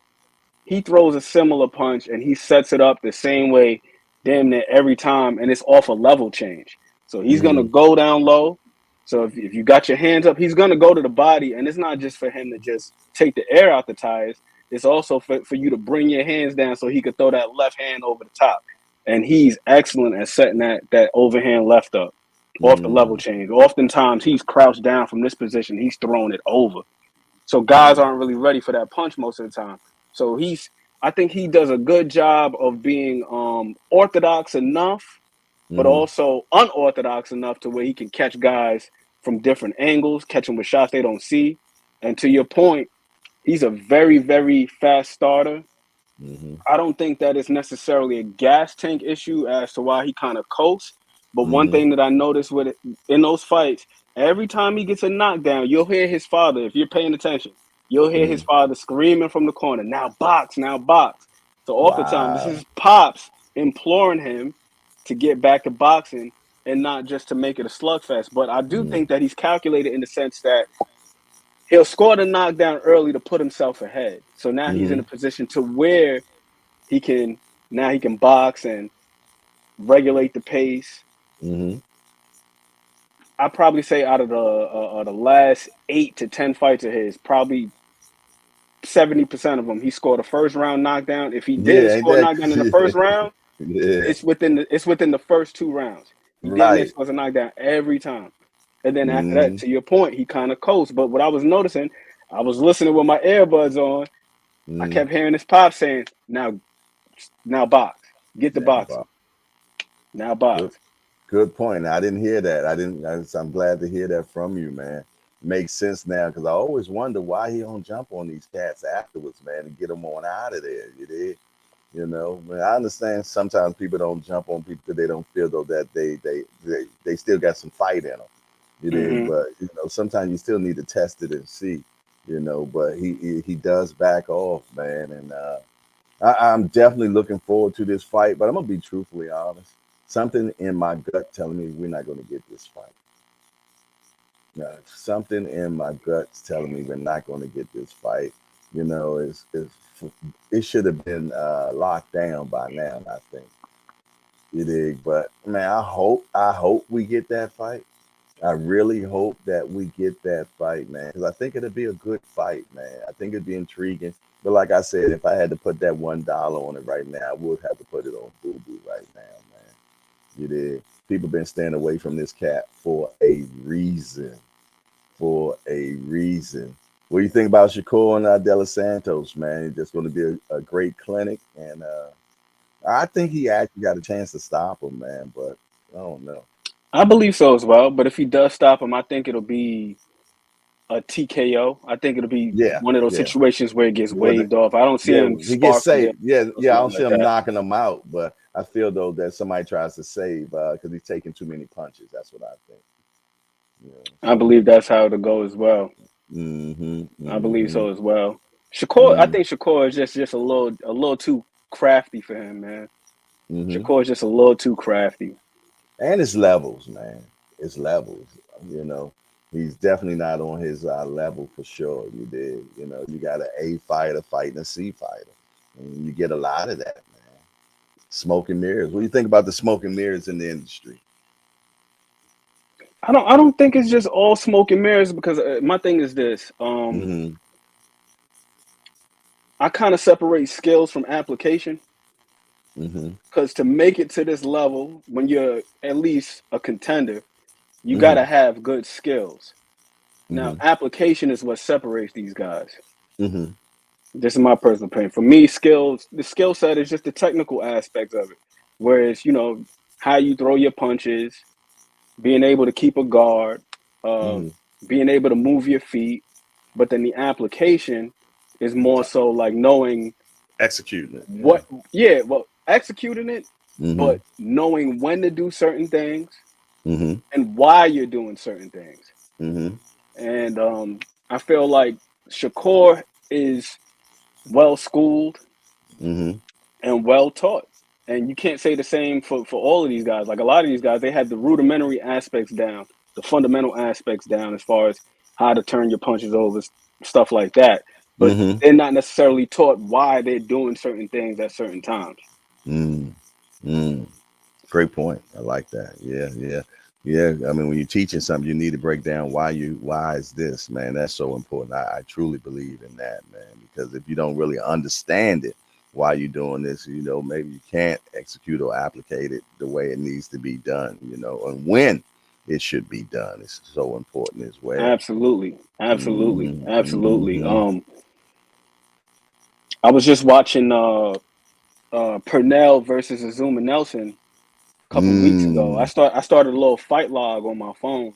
So Mm-hmm. I'll go and I'll watch fights and I'll document it in my phone and then Mm-hmm. I'll look at all the little background information, like where the fight took place, what the purse was, who the judges were, if there was any special designation about this fight in particular. Like I watched Jack Dempsey versus George Carpenter in like 1917 or whenever it was. That was the first $1 million gate in boxing history. Well, but in any event, you're a mad scientist over there, ain't you? No, I just want to be a better fan. So I want to know what it is that I'm looking at. So we're not just on here just talking. Like we're not just talking about purse splits and business and things of that nature that have nothing to do with us as fans. I hate that. I tell you, I hate it to the utmost, man, when we get to talking about stuff like that, man. I really don't like it, because we ain't getting none of it. It doesn't get none of it. And none of that is going to help in that ring. When you get in that square circle, man, purse, none of that stuff means absolutely nothing when you got a guy coming in there trying to take your head off. Pause, man, for the pause community, Jack. You dig? So all that stuff 1,000%. Ain't nobody thinking about them millions when they in that ring, Jack. No, man, you shouldn't be. You shouldn't be. This is dangerous, man. We've seen how many people have had their lives altered or just halted altogether. You know what I mean? Like Billy Collins Jr. We had Maxim Dedishev and Patrick Day. All these people. Like this is like they say, you don't play boxing. Yeah. But back to my point about the whole application thing. So George Benton was saying to Purnell, use your legs, but in an educated fashion. Like, don't be a cyclist. And oftentimes as fans, we think that good footwork is just moving around, constant movement. And it's not the small things, taking a small step here, a small step there, a small step back, being able to just measure things that, things like that. And that's where like the whole application thing comes in. And when you look at Shakur, it's like with him, that's often what it is. It can go from him being a cyclist if he needs to be, like in the Nakatelia fight. He felt that power, was like, no, I ain't trying to get caught by nothing crazy. Or it can be, I'm going to take a small step here, I'm going to pivot there. And then another thing with him too is also knowing how to use his lead hand. You got a lot of guys that are really good at jabbing, but they don't joust, they don't post, they don't use their lead hand as a measure of control or to control traffic, muck up traffic a little bit. You know what I mean? Yeah, Tank does it a lot. Tank is fantastic with the long guard. Like I had to go rewatch the Barrios fight because I remember a lot of people saying Barrios was winning the first 6 rounds. I rewatched and I was like, that is not the case. Yeah, it wasn't. And that's because that's because people feed into the announcers, man. You got to turn that sound down and watch that fight yourself, man, so that you're not motivated by the announcer, man. It is. So they're there for a reason too, Jack. Trust me. Oh, definitely. There's definitely an agenda going on, especially if a guy's like the house fighter, or like you said before, to boost somebody's stock. You want to make this guy look like somebody, so then when you throw him in there with the next guy.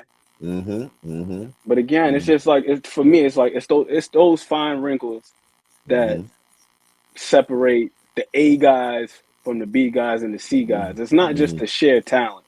It's how these things are being applied and guys understanding why and when they're supposed to do certain things. I love when I see a guy that can stand right in front of you. I'm talking right in the phone booth and make you miss so many times, i.e. Mayweather, you dig, i.e. Shakur, i.e. Purnell. You did what's James Toney is one of my all-time favorites. I said the man with my bald Lights head. Out, baby. I love Lights Out. Lights Out. Yo, it was amazing how he did it, man. I'm gonna tell you, the only person that could beat James Toney was James Toney. For real. Yo, that is one of my biggest gripes with James Toney. I was talking to one of the homies the other day, and he was saying something about like, oh, James Toney was more athletic. I said, no, James Toney was athletic. James Toney wasn't disciplined. But as Roger Mayweather said, skills pay the bills. That's why this man was able to fight from middleweight all the way up to heavyweight and never get knocked out. And that's just all skills. One thing that James Toney did that I absolutely love was the the catch feint. Mm-hmm. He put that, he be in that Philly shell The and shell. that little Yeah. bladed stance, but he will put that right hand up and condition the guy to throw to his right hand. That's another Mm-hmm. thing too that people need to understand is like conditioning your opponent to do certain things. George Foreman was another one who was really, really slept on in terms of his IQ.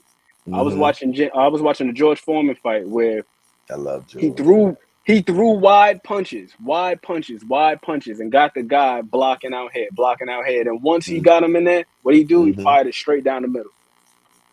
It's like sometimes Mm-hmm. you got to watch for those little things. It's some little It's details, the man, the little little wrinkles. exactly, yeah, those little, and that's what I love about when you see stuff like that, because it shows the intelligence, man. Mm-hmm. And I'm gonna tell you, man, and they used to always say it in Mayweather's corner, it's a thinking man's game. It's a thinking man's game, man. And I'm gonna tell you, intelligence plays an important role in that square circle, man. And the more you know, and like you say, the more that you applicate it, man, and know when to, that is so important, man. And a lot of people don't even give Tank his just due, man, for the simple fact they just think he's just a knockout artist, man. But let me tell you something, he got to set you up first for that knockout, man. And he does so much, man. I mean, even when he was fight Barrio, he said, man, I wanted to feel what he got first before I can make the decisions on how I'm going to take this fight. You did. He said, once I felt his punch, man, then I knew how to handle how I'm going to fight this fight. You did. And they always talking about how Crawford be downloading information on the first 3 rounds. Tank does the exact same thing, man. People just don't understand, man. That guy is a very intelligent boxing, and he's one of the only few that can turn it on when he chooses to. He then came back to that ring many a time and told Kevin, "Oh, I got him. I got him.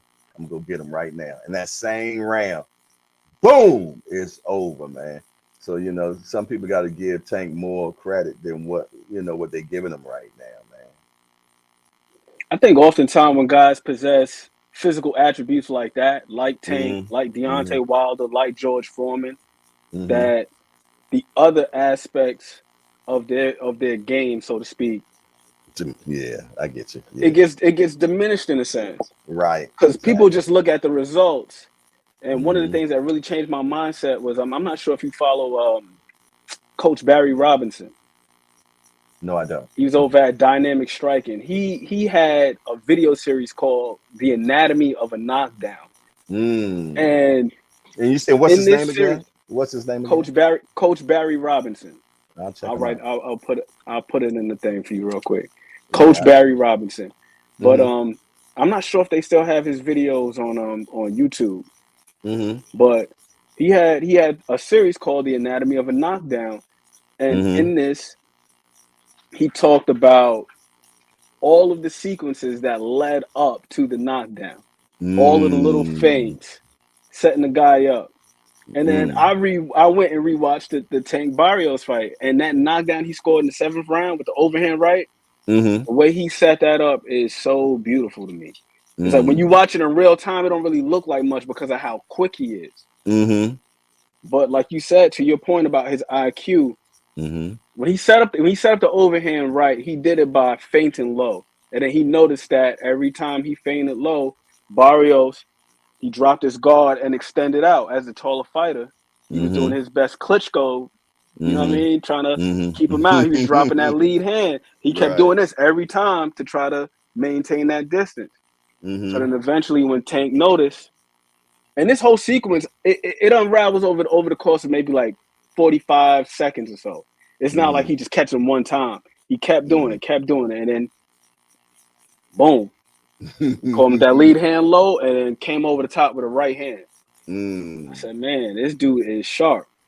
This Yeah, dude is man. sharp, man. Yeah, and think about it, man. From what I understand, man, the coaches always say, man, it's so much left in that bag we haven't seen with Tank because he hadn't had to pull it out yet, man. He I hasn't can had to. believe it.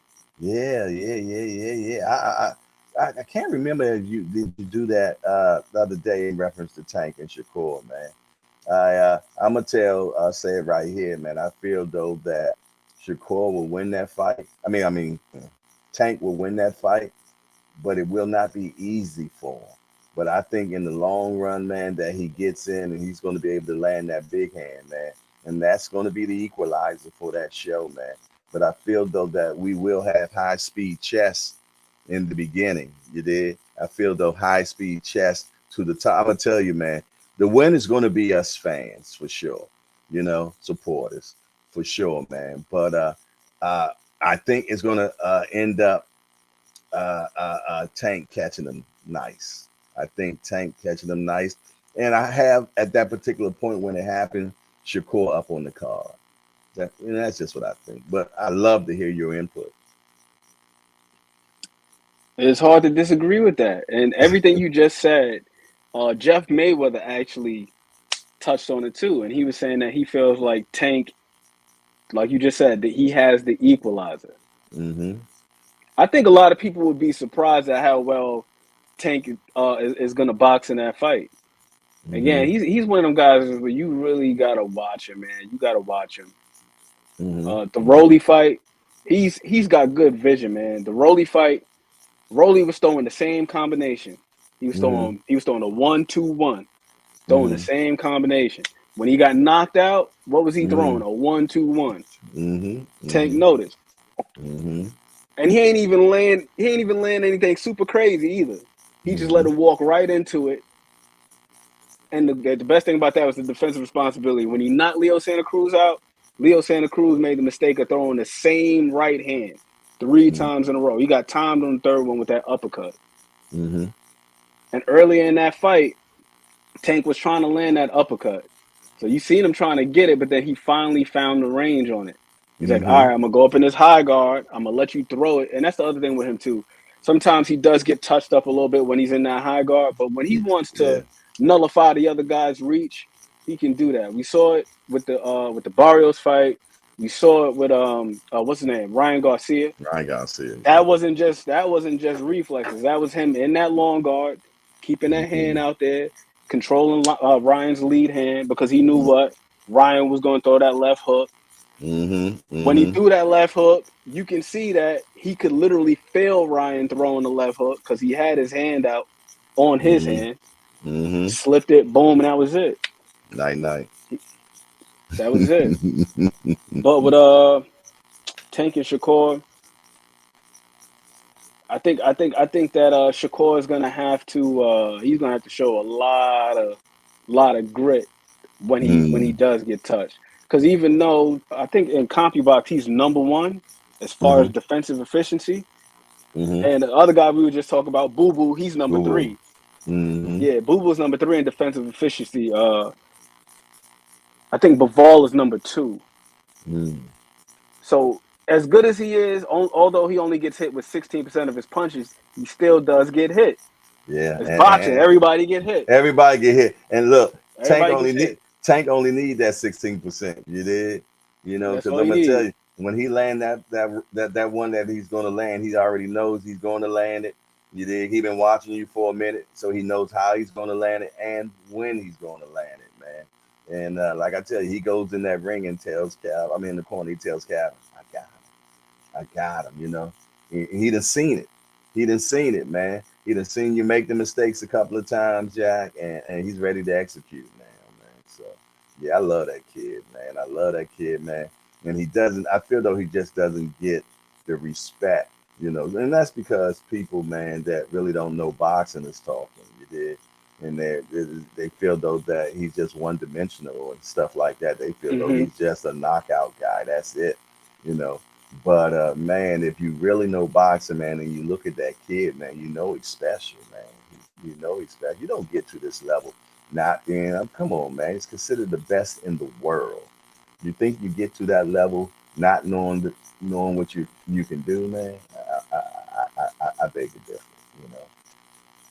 But yeah, I can't wait. I'd like to make another point though about like what you said about his intelligence. Right? Here's the other thing that people kind of disregard.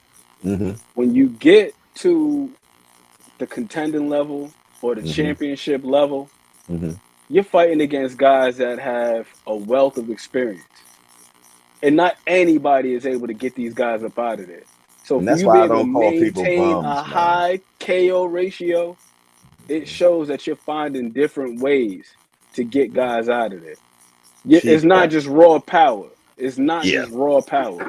And that's so true. Because You're you as finding you ways. because as you see, as certain fighters got up more in the levels, the knockout ratios for them, It starts i.e., to taper off. Keith Thurman, Earl Spence, they started tapering off. You're not getting those. You know, we went from one time to sometime. We went from man down, no man down. You did. So yeah, when you and that's so true of what you say, man. When as you climb that level, man, it just ain't as easy as it used to be, man. And that's how you can understand that, you know, the matchmaking is what it is, man. But that's what another thing that you said that makes me not ever, and I'll never do it, call people bums that get in, walk up those 3 steps, man. I won't do it. You know, I don't call any fighter a bum because 9 out of 10 of them I probably can't whip anyway. You did. So, you know, I hate when people call fighters bums, man. For sure. Especially when they're losing to a guy that's that good. You know what I mean? Like like I said the other day, you got to look at what some of these guys look like against other guys. Mm. You got to look at what they look like against other guys. Like, what did Pedraza look like against other guys? Yeah, and then became champion again. What did Gamboa look like against other guys? Only really special fighters have beat Gamboa. He's been dropped a bunch of times. Yeah, he's chinny, so on and so forth. But only special fighters have beat him. I exclude Isak Cruz because he got the really, really watered down version of Gamboa. Oh yeah. He didn't get the yeah. You Gotta know, love this sport, Hector man. Garcia, Mario Barrios. Keith Thurman just went 12 with Mario Barrios. Ain't that crazy? And couldn't get him down. Couldn't get him out. You know what I mean? So, and now we're about to see Barrios again against Ugas. Ugas. What do you think? It depends on what Ugas is left. What left of Ugas, I think. You know, I really think it's based on what that last fight did. What did it take out from him? You know, and we won't know until that first 1 or 2 rounds what's left of Ugas, man. But I like Barrios, man. I like the kid a lot, man. Humble kid. He's a dog. Yeah, warrior, Aztec warrior. When that man turns down no smoke. And that's exactly when I interviewed him. I said the same thing, man. But you know, I asked him about, you know, the power between Keith and Gervonta, and his main thing was, he says, man, you know, they both punch good, man, but he says that Tank is so fast and he's elusive. You know what I'm saying? And he said Tank catch you with stuff you don't see. You did. He said you catch him. He catches you with stuff you don't see. So he pretty much alluded to that. It was Tank that, you know, had the heavier punch, man. You did. But yeah, man, he's a tough kid, man. Very tough kid. I seen an excerpt from interview he did with Boxing Voice recently. And he said, I seen that. He said, yeah. only one guy dropped me, so you figure that out. Right. You know what I mean? Like, yeah. I also asked him the question. I also asked him that question, man. You know, a lot of people said that you were weight drained. And I said, you know, I know it's a tough question, but were you weight drained? And he said, you know what? I signed up for the fight. You did. And when he said that, that let me know that he was pretty much saying it was time for him to get out of that weight class. But he said, man, you know, it was good money, thus, and thus, you did. But I think he really was. He pretty much said it without saying it, that he was weight drained for that particular fight. But like he said, he signed the dotted line, so you can't say nothing about it, you know, because you could have not took the fight. Yeah, is that, and you know, it just highlights the importance of staying diligent and disciplined. And I'm not talking about just for Barrios, but just in general. You know what I mean? That key word right there. Everybody. Discipline, man. And that's something you definitely have to have in boxing, man, and in life actually. But when you're in, you definitely need to be disciplined when it comes to boxing. I hate when I see all these boxers out here smoking and drinking and doing all these things, man, in between their fights. You did, and it wasn't so back in the day. I mean, we had a few guys, man, that did mess around and stuff, but back in the day, we looked at boxers as gladiators, man, and you dig? They, you know, like what Floyd Mayweather comes from. You know, no smoking, no drinking, man. And that I think that's so important, man, because all you're doing, man, is actually aiding your person that's fighting you to beat you, man. Especially if they're not doing those type of things. You dig? So you're helping him beat you. So I agree 1,000%, man. I agree mhm, 1,000%. And I'm a big Errol Spence fan.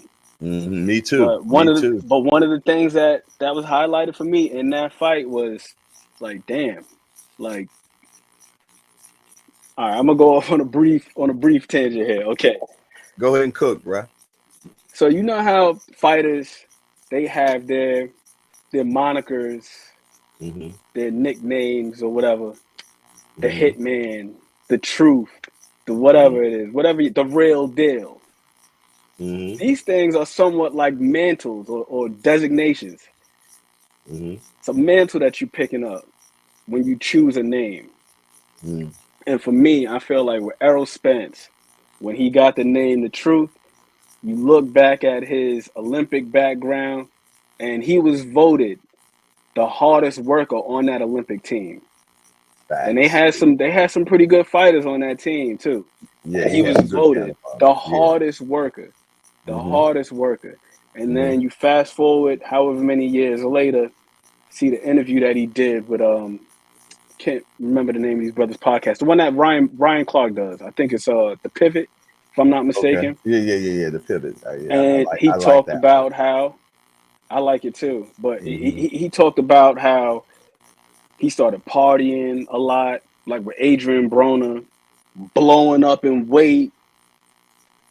You know what I'm saying? He started blowing up in weight in between fights. He said he's disciplined in the gym, but it's when he didn't have a fight lined up. Hmm. When that he wouldn't be in the gym. It would only be when he had a fight lined up. So now he Hmm. gotta cut 30, 40 pounds every time, he has a fight lined up. So Hmm. for me, I feel like he stopped doing the things that made him the truth. Yeah. And you can't do that. You can't just buy into your own hype. Hmm. So you gotta live with that. You know what I mean? Like, you are the truth. You are the truth, man. Yes, You are indeed. the truth. And those are the things that made you the truth. I love that Being the kid, man. hardest Yeah. worker amongst a bunch of other hard, like, these guys work hard too, but you're the hardest worker. This is what Olympians. made you the truth, man. This is what made you the truth. Yeah. You gotta stick with that. So I feel like he kind of like lost his way a little bit, and that's what really made me sad to see, bro. I'm not even gonna lie to you. Hmm. Hmm. Hmm. That's Hmm. that's that's that's what Yeah. made me sad, man. Yeah, I can't argue with you, man. And that wasn't our guy in that ring that night, man. Mm-mm. Even That before wasn't the the fight. truth.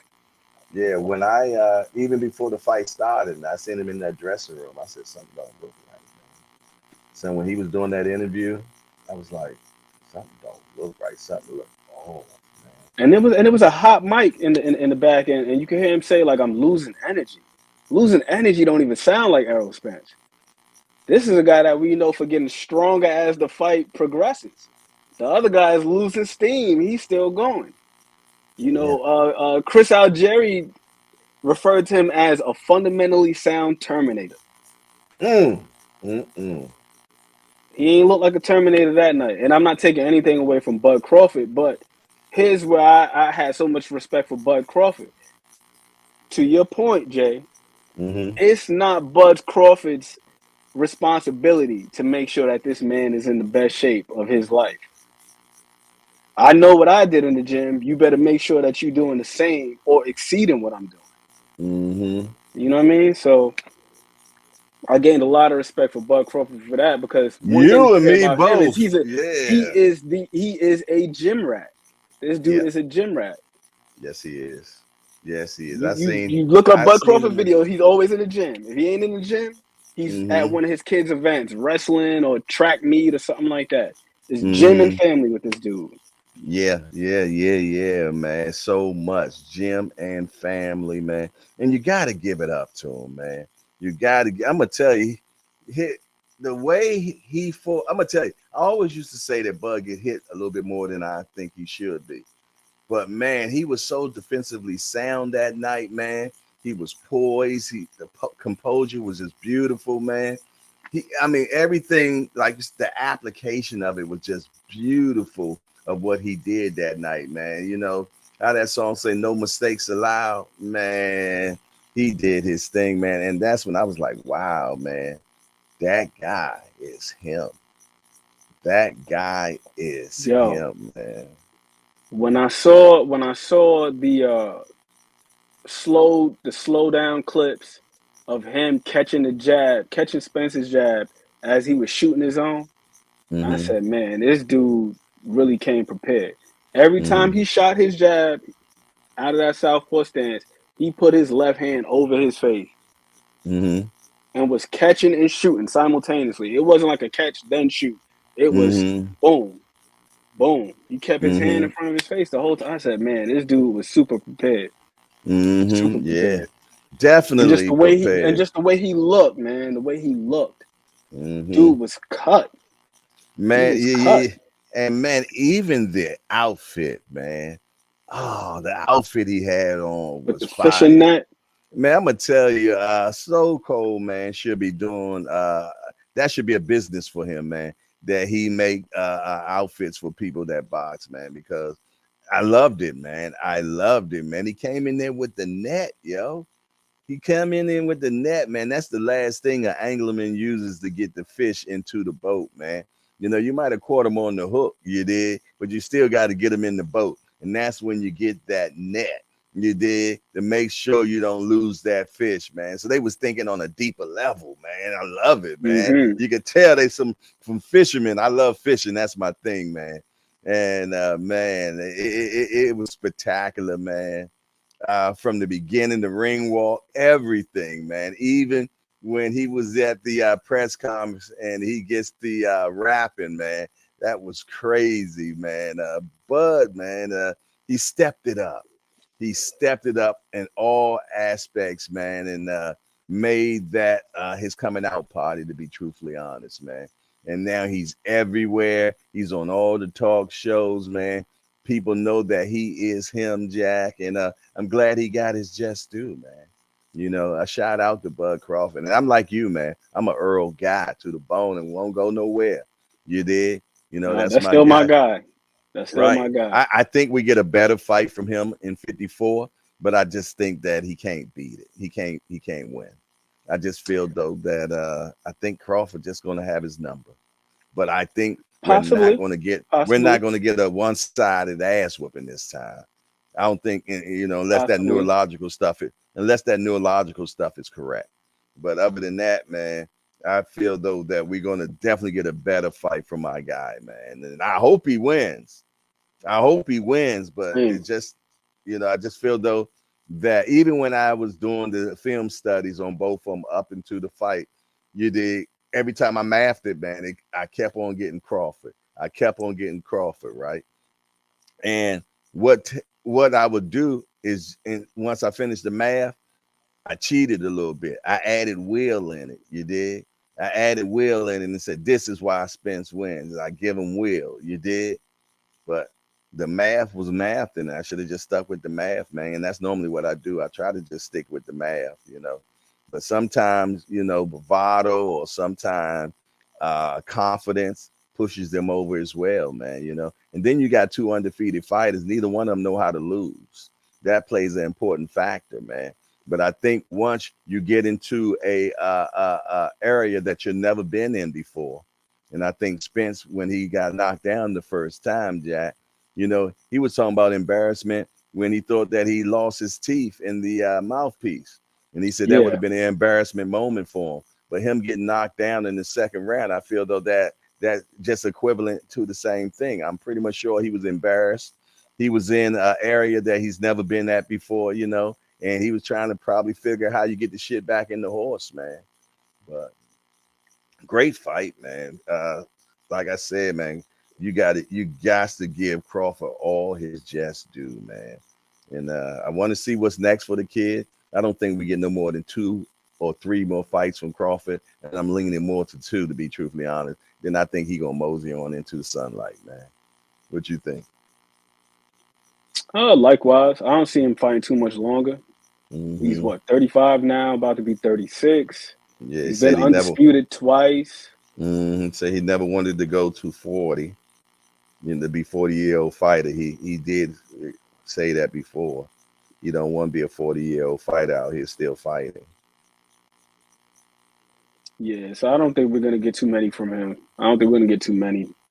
Mm-hmm. I had a similar for you as far as the math is concerned, but Mm-hmm. I had do's and don'ts for both guys.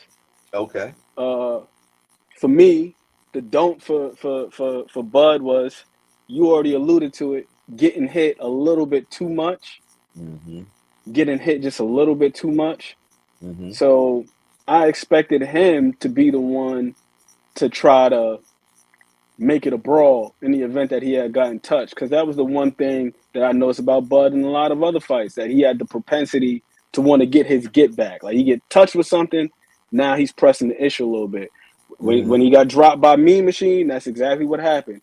He got hit with a punch and felt like he had to get it right back, and he was irresponsible defensively. Walked in with his hands down and got caught with a right hand that he shouldn't have got caught with. Same Mm-hmm. thing happened when he was on skates when he got hit by Gamboa.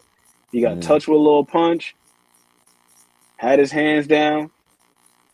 Next thing you know, he's on Bambi legs.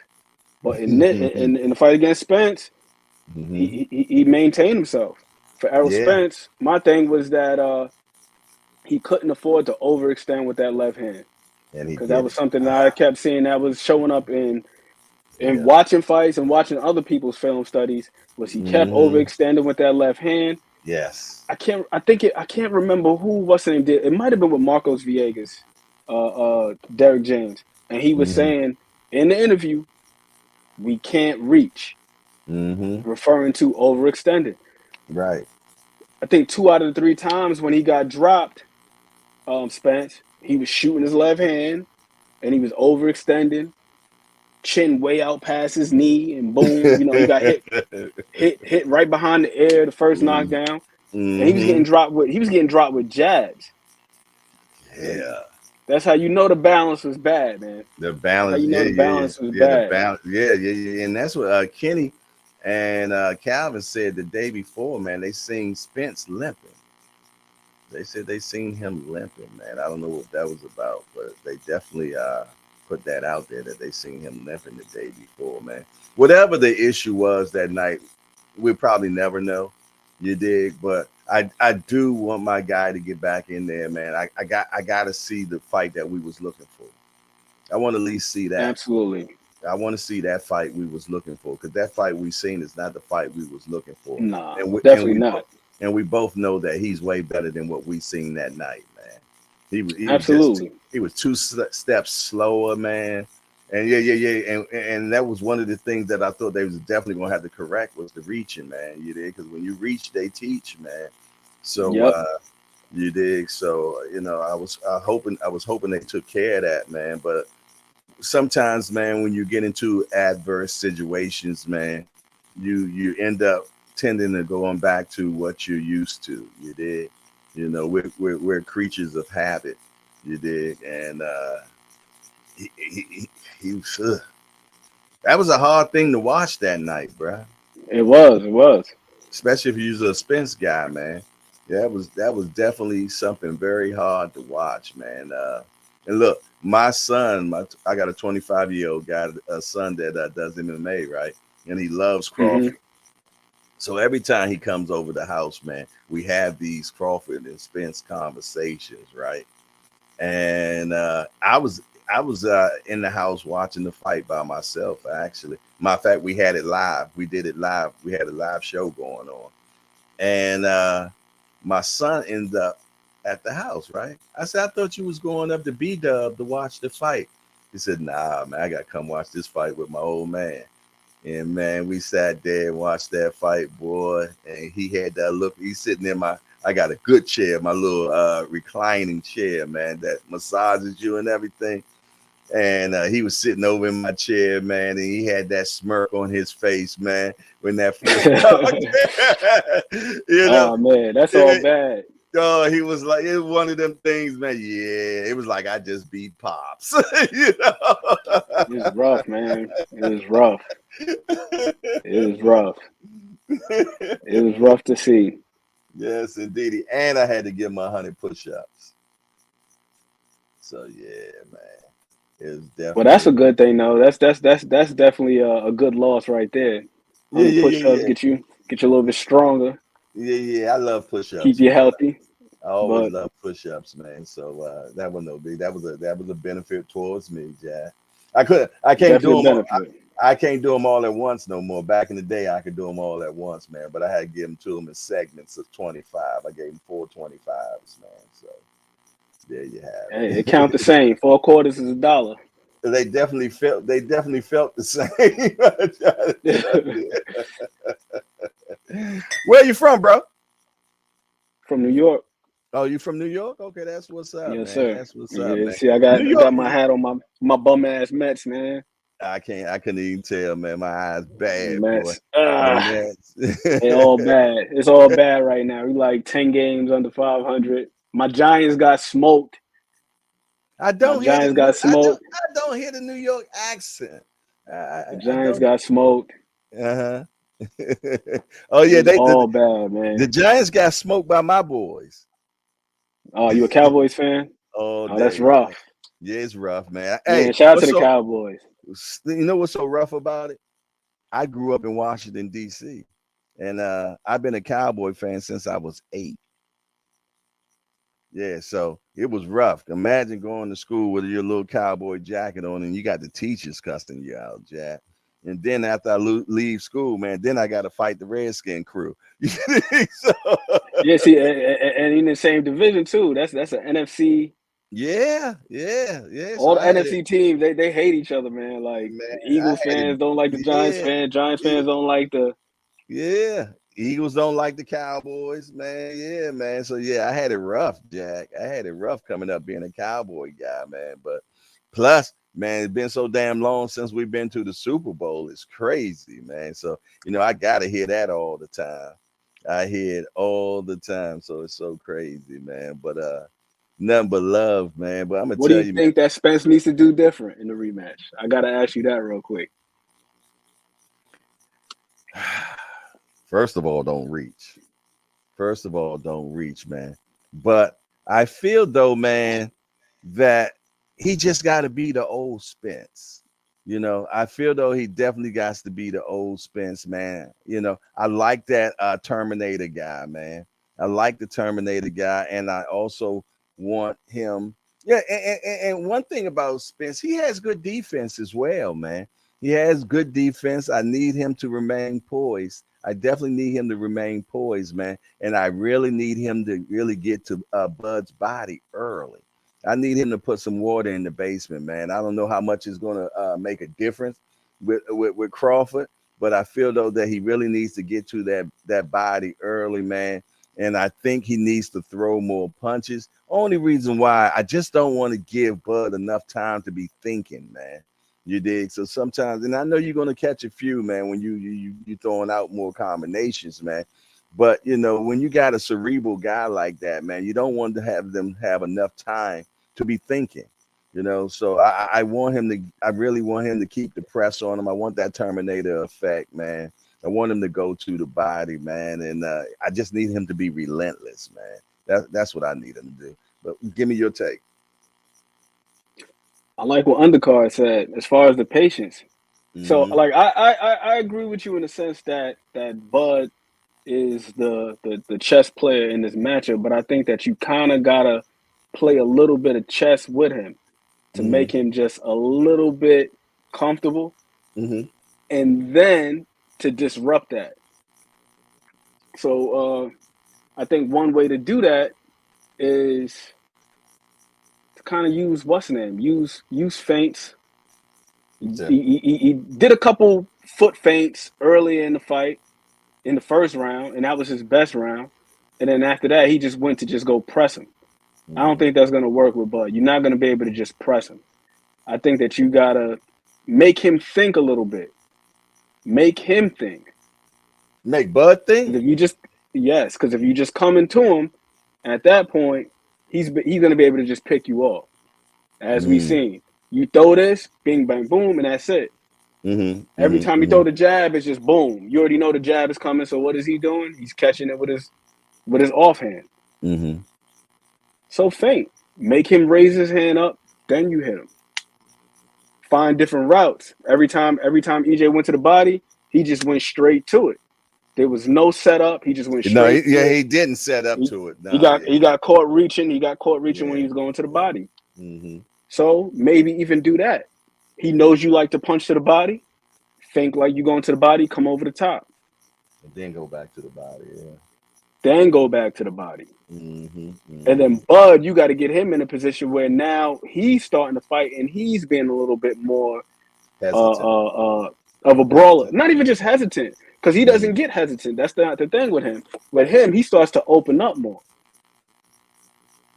And I do think that Bud is just, I'm not going to say that he's necessarily chinny, but I don't think that he has like a granite chin. I don't think that at all, man. And I thought Spence was going to be able to really test that chin, man, because I really don't think he's granite. You dig? But it ain't a bad chin. But I don't. No, it's not absolutely horrible. But we've seen him. We've seen him on skates. We've seen him on skates. So that means that he can be hurt to the chin. But the thing is, this is more often than not is when he's opening up, is when he's being irresponsible defensively. So you got to disrupt that poise somehow. Either through making him think a little bit more and touching him a little bit to make him feel as though like, okay, I got to get that back. And then now as he's opening up, boom. Another thing too, as far as feinting is concerned, he wants to take away your jab. So I think that one way to set him up is to be a step ahead and allow him to take away the jab. It's like chess players. When you see the more advanced chess players, they're willing to give up some of their important pieces. Now, a lot of novices, they're not going to sacrifice their queen. Nah, they're not going to sacrifice these pieces. I was watching a chess match. I think it was like Bobby Fischer versus, I can't remember what the Russian guy's name was. Because every now and again I watch chess matches. That was that real big match that everybody was talking about. That real big match. Yeah, that was beautiful, man. He sacrificed his queen. Yeah. And people are like, what the hell are you doing? You gave up your You don't sacrifice the queen. Yeah. But that made the other guy more comfortable now. So I think in Spence's case, everything works behind his jab. That's his most important punch, his most important piece. That's his queen. Let him take the jab away and follow it up. Every time Spence jabbed, he was jabbing with him. Let him take that jab away. Let him throw something, and now he's not defending himself because he's being offensive. That's one way to get him to open up. Great points, man. Great point, boy. Hey, let's sound like you about to be the Bobby Fischer of boxing, man. I love you. You got a beautiful mind, man. Beautiful mind, man. Love listening to you. Definitely have a beautiful mind. It's easier said than done. Because again, Bud is throwing some heat. He's throwing something back your way. It's easier said than done. But if you can maintain your composure and you let him take the jab away, you get him to open up. Because every single time Spence jabbed, Bud was jabbing with him. So now, boom, those shots around the guard sometimes. Everything don't have to be straight. And what's his name? Jared Hurd said that's the reason why he believed that Bud would beat EJ. It's not that EJ isn't a good boxer. He's a fantastic boxer. Yeah. But he's so conventional. When you look at a lot of these guys who are great boxers and they've had trouble in matches, it's typically against a guy who's not doing the conventional things. Exactly. That's why Maidana was able to have success. Against Floyd in the first fight. Roy Jones. Roy Jones was not conventional at all. At all. And he was so athletic too, man. So and Exactly. reflexes, And then you cat combine the ref two. and cat-like reflexes, speed. Man, he was a full package, man. Full pack. I undercard boxing. I'm not sure about that rumor whatsoever. You dig? So I don't want to comment it on one way or another because I try not to, you know, talk about news I don't know. But the only thing that I do know is that the talk about Calvin, him becoming Spence trainer, I believe that is false. But yet Calvin kind of alluded to that, you know, he had no problem coming, joining the team. You dig? So it sounds like it might have been some conversation that way. You dig? Bringing somebody else to help Derek, because I feel though that Derek is uh, stretched out thin right now. You dig? So it ain't nothing wrong with having another set of eyes for you. I mean, look at Crawford, man. He got 3 people in his corner, Jack.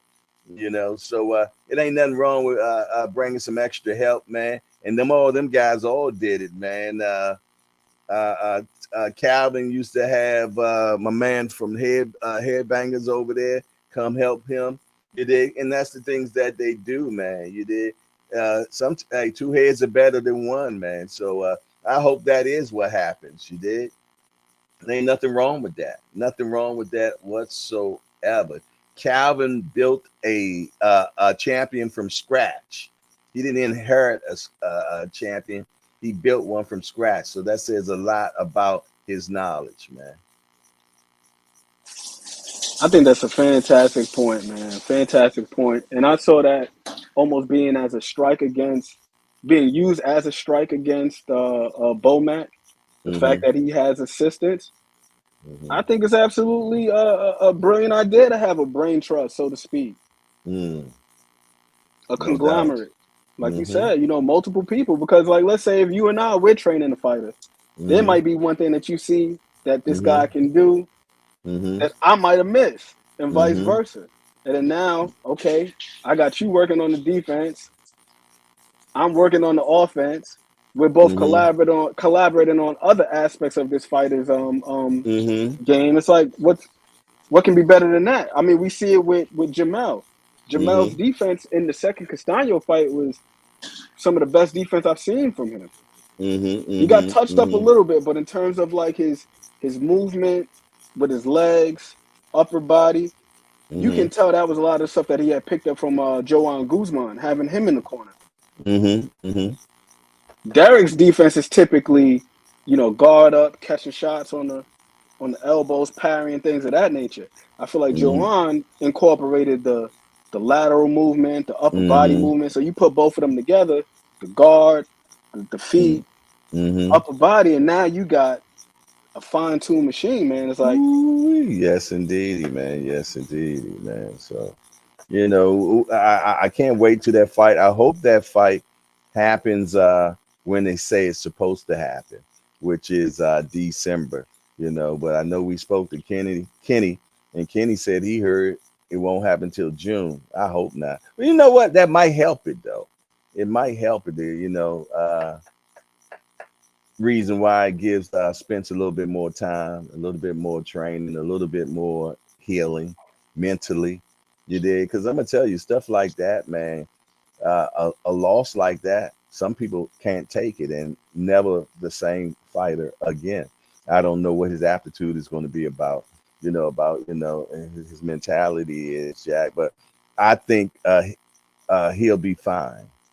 I think he definitely will be fine, Spence, because I feel though that he's cut from a different cloth, man. And he took this fight on the chin, man, and I think he's going to be okay, man. I think he's going to be okay. So if it's a few months, I don't want to wait all the way to June, though. You know, I can see early spring. You did give it to me March. yeah, like I was gonna say like first quarter. Yeah. I think that would be good. I think that would be good. And then in the event that my guy wants to go for one more fight, I think that sets him up perfectly. Have the rematch with EJ in the first quarter of the year, and then have one more fight after that and retire. I think that would be what I think. Did he sign a 3-fight deal with PBC? I'm not sure if it's a 2 or 3 fight deal. I know for sure 2, the rematch, but I haven't Yeah, seen the anything. rematch. I haven't seen anything about the 3, but I'm pretty much sure his contract has options where he can, ante up on it. You know what I mean? Because most contracts have options, because that's in the favor of the promoter and him. You dig? If they want to Hmm. continue on doing business, you dig? So they have that option in their contract, man. You know, man, I'm gonna tell you, I really enjoy being in here with you today, my brother. You know what I mean? Oh, Because likewise, man. Likewise. yes, indeed, you're I appreciate it. definitely an asset to the show, man. 'Cause I'm more of a, I've been watching boxing my whole life. I'm more experiential when it comes to boxing, but you're more technical when it comes to boxing, man. And I love that, man. And that's why when I first heard you speak the other day, I said, "Oh man, I love this kid already, man." You did because it tells me that you study this game, man. And that's so important, man, because you got so many people that get out here, man, and don't know shit about boxing, man. And they got a boatload of people following them, and all they doing is the blind leading the blind. You did, so they do other things, man, that gets people to follow them and shit. Controversy. Controversy sells like crazy, man. I don't care what business you in. You bring controversy in it, man, it's definitely going to take you to higher levels. But I just ain't down for the controversy and all the shenanigans and all that shit, man. I like what we doing here, man. It's the hangout. We hang out, we talk shit, we talk boxing, man. We laugh like hell, man. But it's iron sharpening iron, and I believe that is so good, man. You dig? When you leave out the hangout, man, I want you to be smarter than when you came in here. And that's the whole goal, man. And then you take it to these other chats, man, and talk your shit. You did, because you done did your homework. You did. And that's what I love about this. Is the reason why I built this channel, man. That's why I named it what I named it, man, because it's a place where the hardcores can hang out, man, and be appreciated and understood. You dig? So you're definitely a hardcore youngster. How old are you, man? 34. 30 for a young guy. I got a daughter your age. For sure, man. So I can't wait to see that mine at 50. Goodness gracious, boy. Yes, indeed, Man, man. I'm gonna keep it one with you, man. I admire the same about you because I go on a lot of different channels and I'm in the chat and I'm Mm-hmm. listening. And oftentimes, what do people want to talk about? The business of boxing and the money this, the money that. And I heard you say something the other day. It's like, yo, why don't we talk about who we think would win the fight and why we think they would win the fight? Not what Mm-hmm. this guy's gonna get, not who lowballed who, not who outpriced themselves, not who's Mm-hmm. in negotiation. It's like those are things that we have no control over. And another thing that I Exactly. noticed about you too is the amount of times you said film study and math, and I was doing the math, I was doing the film study. I was like, all right, I like this guy because that's speaking my language. Yeah, That's what I like to exactly. see. I want to see the fights, how they Mm-hmm. play out, Mm-hmm. how these Mm-hmm. guys are applying themselves. Just those small things like that, even down How to like how they how guys how they li- operate in the clinch how they live. and how they How live. That's the other part too. Yeah, that's so important, man. I like to know what they got going on in their life right now. Are they arguing with their wives, man? Are they real emotional? You did? Do they wear their emotions on their sleeves, man? Are you hearing stories about them drinking in between camp? Do they blow up in weight during camp? Because that's letting me know you're not disciplined as well. Oh You did? man, I'm not sure if you ever seen these interviews that were around. It's about 6 7 years ago. Leon Muhammad, Mm-hmm. the Muhammad family of Top Rank. Mm-hmm. He said years ago, and I deemed this man a crazy old hater because he was saying Bud Crawford will whoop Errol Spence's ass because of his lifestyle. And this is before the Mm-hmm. car crash and all of this stuff. And I mean, absolutely no disrespect to Errol Spence. He's one of my Mm-hmm. favorite fighters. Mm-hmm. But it seemed like all of those things had come to fruition. Like this was the culmination of the lifestyle. Mm-hmm. You Mm-hmm. know, we talk about the effects or the effects of the car crash, but like you got to think about it on a level deeper. You Mm-hmm. got into the car crash because of the lifestyle. That wasn't just an accident. And Mm-hmm. again, I mean, there's no disrespect to Errol Spence, and I'm glad to see him bounce back, and he's Mm-hmm. healthy now, and he's with his family and everything. But he wasn't being the truth. He wasn't. You got And you away from know, being the truth. and know what's so crazy when I watched that interview with him and his girlfriend interviewed him. He even said that the car crash didn't stop him from drinking. You know what I mean? He had to wake up. He said that I was still doing the same shit. I was like, that's heavy. That is so heavy, man, because you actually was an inch from death. I mean, even though they said he didn't break any bones or anything, you know what I mean? When you walk away from something like that, man, that's letting you know that God definitely has his hands on you, man. And he expect great things from you, and he's giving you a chance. You did. So I'm glad that I feel though now that he is woke. You did, and that's so important to me, man, because so many people are not woke. You did, and I don't know what the instances happened with him that night. You know what I mean? We had all types of conversation. We had one doctor come out and talk about the neurological stuff and everything. But I said it, and I said it before, man. The brother, I know how.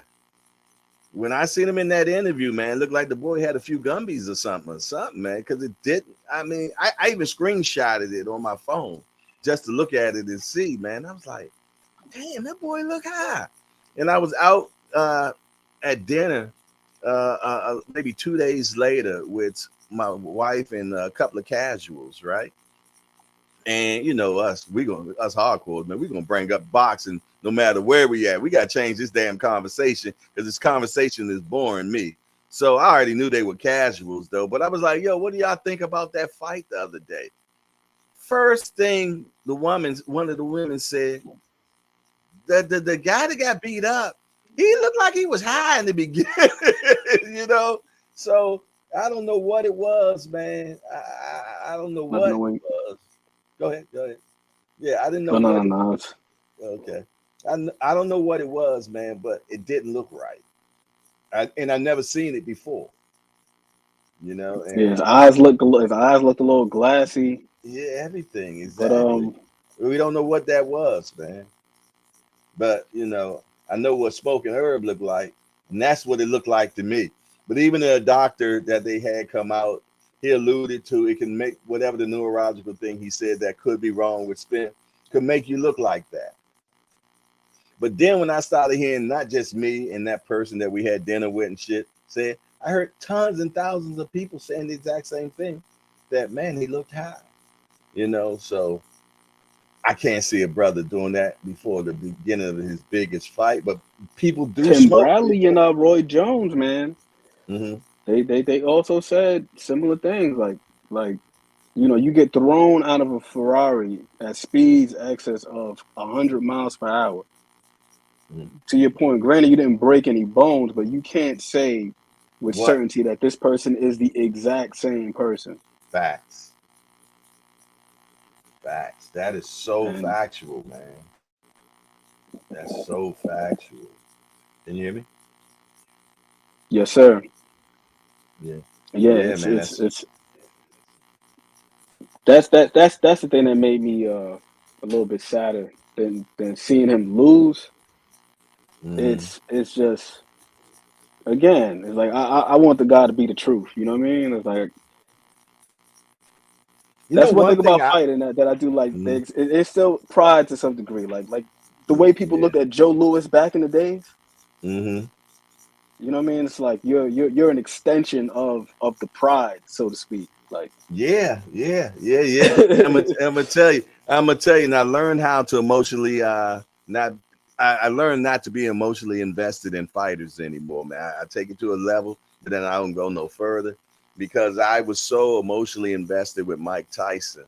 You did when I was coming up. Mike Tyson was just our guy, man. You did, and when he lost to Buster Douglas that night, man, it was an eerie night, man. I remember looking at the sky and everything, man, and it affected me, man. Because Mike Tyson was like Superman to us. You did. Now Superman just got knocked out, man, and it was just a weird feeling. And I never wanted that feeling anymore. And I made sure from now on, I never got that much emotionally invested into a fighter anymore, you know. So, you know, when my guy loses now, okay, all right, on to the next one. But it wasn't like that with Mike Tyson, man. But I made sure I never get that connection like that with any other fighter. That's why I don't want to be no fighter's friend or any of that type stuff, man. You dig? I ain't interested in it, Jack. You gotta have some degree of separation. You know what Right. did it for me is like I remember I think I might have been like in middle school at the time, and Shane Mosley was one of my favorite fighters. When he got his ass whooped by Vernon Forrest. Oh man, Vernon had his number, man. I know he beat him in the amateurs, but seeing him get his ass whooped like that in that first fight, I was like, I'm never gonna be that attached. Right. Even seeing EJ lose is like, I was like, man, it sucks to see him get his ass whooped, but I didn't feel the same way I felt like when I saw Shane Mosley get beat up by Vernon Forrest. So you know what I'm talking about. Yeah, that was my moment where I'm like, I had to detach myself. Exactly, man. And that's another thing a lot of people have not learned to do that's in these chat rooms and things of that nature, man. You got, and I said it before, you got another man cussing out another man about another man. You dig? That's heavy. You dig? This man don't even know you. And you telling somebody to pull up. You telling somebody to pull up. I got some of my guys, man, that are content creators, man, and people be threatening them because of their opinion. Because of their opinion, man. You know, so that's what I'm talking about, how people are getting so emotionally invested in these people, man, that don't care two shits about them. Don't even know who you are. But yet you in chats and everything, man, going to bat for them, man. It ain't that damn heavy. It ain't that. I'm gonna tell you, man. You get. Devin got a cult going on. Oh yeah, he does. Yeah, he does. It's serious. It's serious. and you know, to your point about, oh, that's my sister calling me. Hold on. Yes, indeed, man. Great conversation with the youngster, man. Appreciate you all still being in the building, man. We have definitely been cooking, man, but ain't nothing like when you get good boxing talk, man. You all know what it's about, man. And yes, indeed, I enjoy for sure. My man, Thomas Hill, he was in the. Hey, Thomas, are you still in the building, man? Let me know if you're still in the building, Thomas Hill, man, because I owe you a 10-piece combination on that bag, man. And I want to make sure that you are here to get paid, Jack. So Thomas Hill, if you're in the building, let me know, man, so I can put that Boo-Bop Bang special on this bag, that 10-piece. Yeah, 10-piece crispy. That's what I plan on doing, a 10-piece crispy for you with extras. Yeah. With extras. Fender Bender say one thing about this channel, Jay, is always respectful to change the people in the chat. I know another argumentative ass.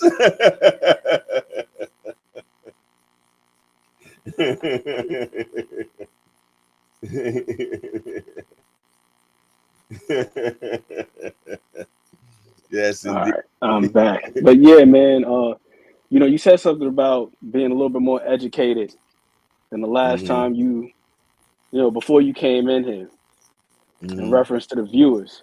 I think that that's something that could mitigate some of the nonsense. Mitigate some of the nonsense. Hold on. Yes, indeed, man. Well, it sounds like Fender Bender got a gripe.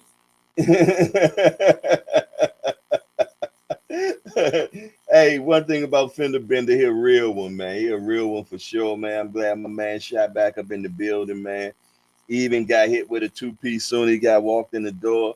Tim Layton sucker punched him, man. You did? Yeah. But look, Fender Bender, a stand-up soldier, man. He a stand-up soldier, man. He's still in here. He's still sparring, Jack. Yeah. He's still sparring, even though soon as he got walked in the door, he got caught with a 1-2, man. Yeah. Didn't even have a mouthpiece in. Hey, Tim Layton, stop playing, man. Hit my man with a 1-2 soon as he come in the door. You know you're wrong for that, Jack. So to my point about your point about educating people, right? Uh-huh. If more folks were to look at the sport, Mm-hmm. do the film study, do the Mm. math, Mm. that removes some of the emotional component out of it, as Exactly. opposed to arguing about narratives. Who's Mm. ducking who, who's Mm. lowballing who, all Mm-hmm. of these messy things that create drama. Exactly. When you just look at the Exactly. fight itself, there is no drama in it. It's just Beating a X's and dead O's. beating a dead horse forever.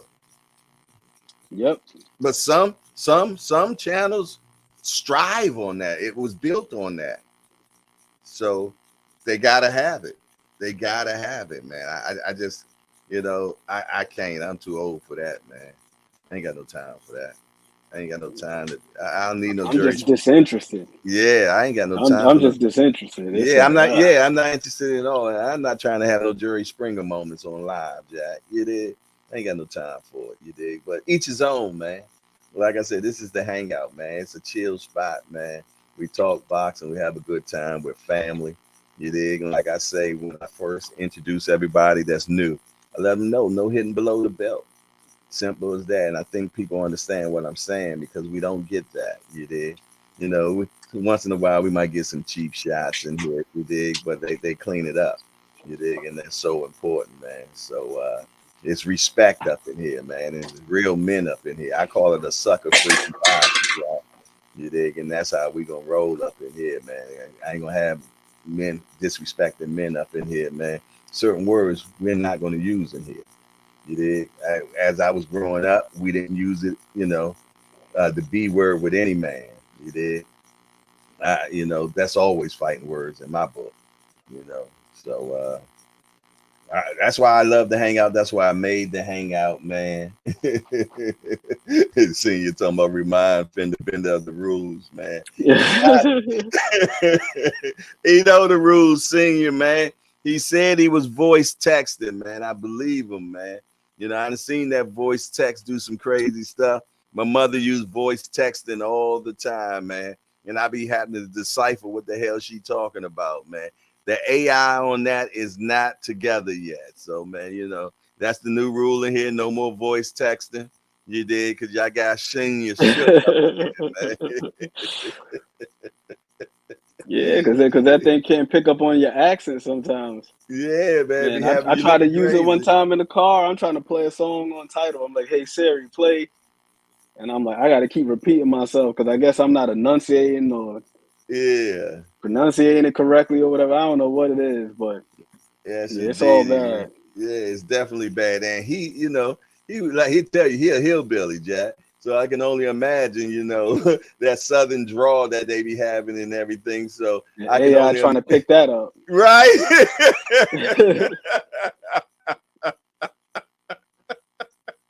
He said Devin Yo. Haney versus Shakur Stevenson, and somehow, you get whipped cream and some other stuff going on. All bad, man. Oh, bad, man. Oh, but I tell you what, it was a funny moment, though. It was a funny moment because Nah, it it was, was. yeah. Because I'm gonna tell you, 2 hours later, I'm sitting somewhere just laughing, Jack. Yes, he officially changed his name to. What's his name? Always Fender Bender. What was it before that? Fender Bender, yeah. Always been Fender Bender. Yeah. Always been Fender Bender. Actually, I thought because he delivered packages and everything, but Okay. he broke it down to us that it's actually because he plays a guitar. That's why. Oh, so Exactly. he got a Fender. Yeah, exactly, man. So that's why he calls himself Fender Bender. You dig? But I I'm trying to learn always. myself. I got myself a little what's the name over here, a little Telecaster. Oh, I bought okay. it about a month ago. I gotta sit down and fool with it. Start playing at least 15 minutes a day or something like that. With practice, you get Get perfect in my fake everything. Curtis Mayfield on. I love me some Curtis Mayfield, boy. Goodness Likewise. gracious, man. Likewise. That sweet Exorcist soundtrack, the joint that got Kung Fu on it. Now, I'm gonna tell you, he did the soundtrack for Superfly, man. Remember That that? soundtrack is amazing. That soundtrack is amazing. Man. You drop that joint on in the car, man, on a long ride, Jack. Let Trust them me. windows down. Ooh-wee. Man, yeah, put one We in got the air. that thing got bangers from that joint got bangers from start to finish. Give Me Your Love, Eddie, You Should Know Better. Freddie's Dead, Think. Freddie's Dead. God, that's my song. Hey, see, when I was a kid, that's when that song came out, man. I was a kid. Remember riding in the car with my mom's, man, and here playing that. Now Freddie's dead. That's all I said. That bass line, man. Oh, yeah. Yeah, man. That joint was it, man. That joint was it, man. I'm gonna tell you, man, the music back then, man, was so amazing, and the people were so intelligent, you know, and a lot of them people couldn't read music or none of that type of stuff, man. But man, they will put out some of the most beautiful sounds out there, man. And I love Marvin Gaye too, man. Marvin Gaye was ahead of his time, man. God rest his soul, man. But goodness gracious, Marvin was putting it out there, man. You know who Marvin Gaye right hand man was? Sam Watson. Yeah, Boxing. Al Heyman's right hand man. Yeah. Him and Marvin Gaye used to hang together, man. You know, Marvin Gaye was from DC, man. Yes, No, that makes a lot of sense though, because a lot of those guys they were real close, like Ali and Malcolm X. I can't remember what I was watching the other day, but they talked about all the celebrities that were at the fight. It was a fight from like the 50s or the 60s. Can't remember what it was, but yeah, Marvin Gaye is that Trouble Man soundtrack. That was another day too, man. Like them soundtracks in the 70s were crazy. Man, what's going on? What's going on, man? That was way ahead of his time. Flying high in the friendly skies. Ooh, man. And so many of those songs been sampled so many times. It's crazy, man. Yes, indeed. There were some bad cats back then, man, for sure. For sure, man. Well, listen here, man. I got to get on out of here, man. Get some other things done in my life. But again, my brother, I appreciate you coming on in here, man. And we definitely must do this again because I love talking boxing, man. Yeah, I'm going to tell you. You dig? I'm going to tell you, 5 years ago, I didn't even know none of this stuff existed because I wasn't ever a social media guy. Didn't have no Instagram. Didn't have none of this stuff. You dig? So I didn't know that there was a boxing community where you can come talk boxing. And it was people that were like-minded like yourself. I think the first show I ever found was the Boxing Boys at the time. You did, you know, and from there, you know, I, dabbled around and everything. But yeah, man, but it was I always wanted to do this, but I was always too busy for this. You dig, because I'm a father of 7 kids, Jack, you know what I'm saying? And running a couple of businesses and all that, plus I was a professional gambler. So I didn't have time. But now I am retired, Jack, and this is all I want to do, talk boxing, fish, and make good food. I love cooking, you dig? So now I'm doing all those particular things right now, and I love enjoying me some good bourbon as well. So I tie all that up into my day every day. I'm just enjoying life right now. I like going to the gyms. Like tomorrow, God willing, I'm gonna be at Bosey's gym because it's a sparring day tomorrow, and I get to see the young Booster do his thing, man. And Andy Cruz, they're saying Andy's looking good, man. They say he's starting to sit down on his punches as well, so that's going to be very important for him, man. And I want to see that fight against Andy Cruz and Keyshawn. But I think it ain't gonna be no more than what it was before. I think Andy still wins that fight. I'd like to hear you on that one real quick. What you think? I think so as well, man. I think it might be a repeat of. I think it might be now barring Olympics. Keyshawn catching him with something. I think it's gonna be a repeat of the Olympics. He's already Exactly. beat him multiple times. Exactly, man. I think he just got his number, just like how Vernon Forrest had Mosley number, Jack. And Yep. and I'm gonna tell you, Bob and them smart. They're not gonna make that fight until it's it then really built up. You dig, and then they're gonna finally let them do that, man. But it's no use of them doing it right now. They need to make a money fight and build a storyline. And we need more shit talking. We need Andy to get out there and do some more things. But they got Andy on the fast track, man. Started his first fight as a 10-rounder. I wasn't too particular about that, but that's what they chose. You did, and obviously they're going to put him on that Lomachenko track. I think that's what they're going to do. Try to move him real quick, man. And I hope they don't put him in there too quick with a real big puncher. I want them to. I want them to move him correctly. You did. But I think he's very talented, and I'm real glad that he's with Bozy though. I think that I call Bozy the master, man. I love his technique. I love how he teaches his people, man. And when I go to his gym and watch him train all the fighters, man, because he have a lot in there, man. But he moves so graciously around the gym like a choreographer, man. You dig? And he's just going through, man, and talking to different people, giving them a little something, having them execute what he just said, and just it just looked like a well-oiled machine. You dig? So I love being in the building with Bozy, man. Love getting good interviews. Like I said, the best interview I ever did was from him. Well, not my best interview, but the highest one that was 146,000 views, man. And every time we do something again, it always does well, And I like talking to the young guy Boots because he's so humble. Boots don't like the camera. He don't like it, man. He don't really want to talk to interviewers and things. He'll do it because he knows it's the business, but he really don't want to do it. You can tell he really has no interest in doing interviews, man. He just want to fight. He just want to fight. That's all that kid want to do. He's getting to it, man. Yeah. I got to get one more from you. I got to get one more. I love your mind, man. What's that? Give me Crawford and Boots. I don't think Boots right now is ready because I don't think has enough experience. But I go back and forth on that one.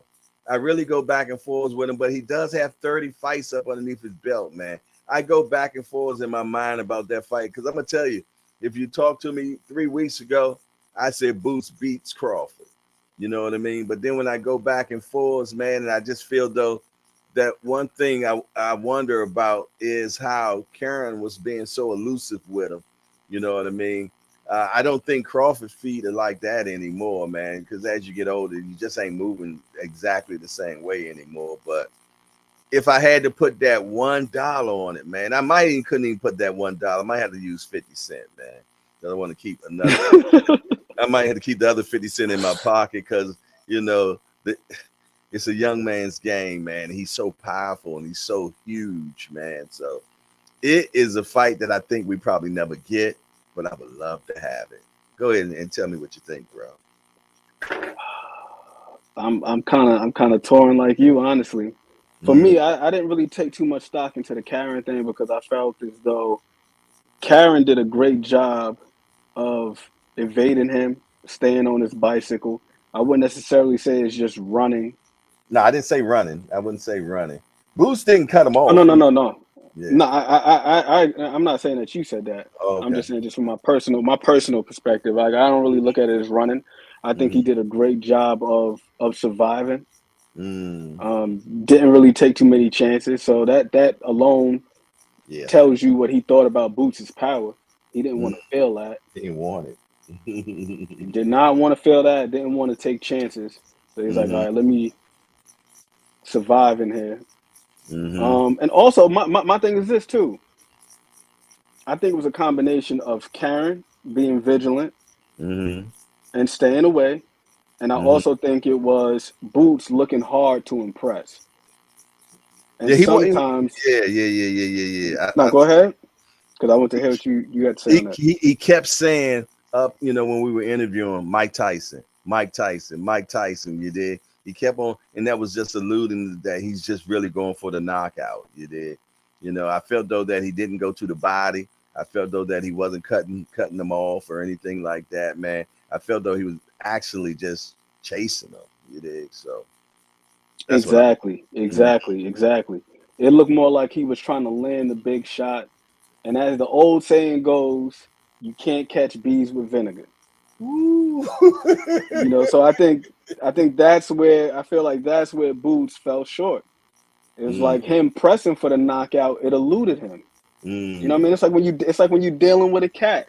You try to approach a cat, it runs away. But when you just fall back and relax, that's when it It'll comes and come to it you. wants to brush. It'll come right to you to brush up on your leg and all that other stuff. So I think like with Boots, I feel like if he were to take his time and allow the knockout to come, I feel like he's that strong, he's that powerful, he's that sharp. He's an accurate puncher. I haven't seen a guy land a shot right here behind the ear that cleanly and that consistent.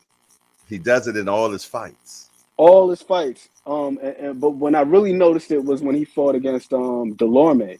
Because at first I thought that he hit him behind the head, but then when I saw the replay, it was like right here, Right there, yeah. right there. It's like teetering right on the line of being a rabbit punch, but it's also right here. So where it's kind of like that borderline belt shot. It's like did it straight low. He's great at landing that shot right here, and then Delorme's equilibrium was just off after that. Done. So I think that shows the precision of Boots, that he can consistently land that shot. He's that accurate, that sharp. Sniper. Yeah. He's an absolute sniper. So I think that if he were to, allow Karen to feel a little bit more comfortable, maybe press him a little bit less, and get him to engage, make him feel as though, like, okay, I'm a little bit relaxed in here. Now Karen's going to take more chances. Karen taking more chances opens him up to something. But I think that since he pressed so hard, Karen just stayed vigilant.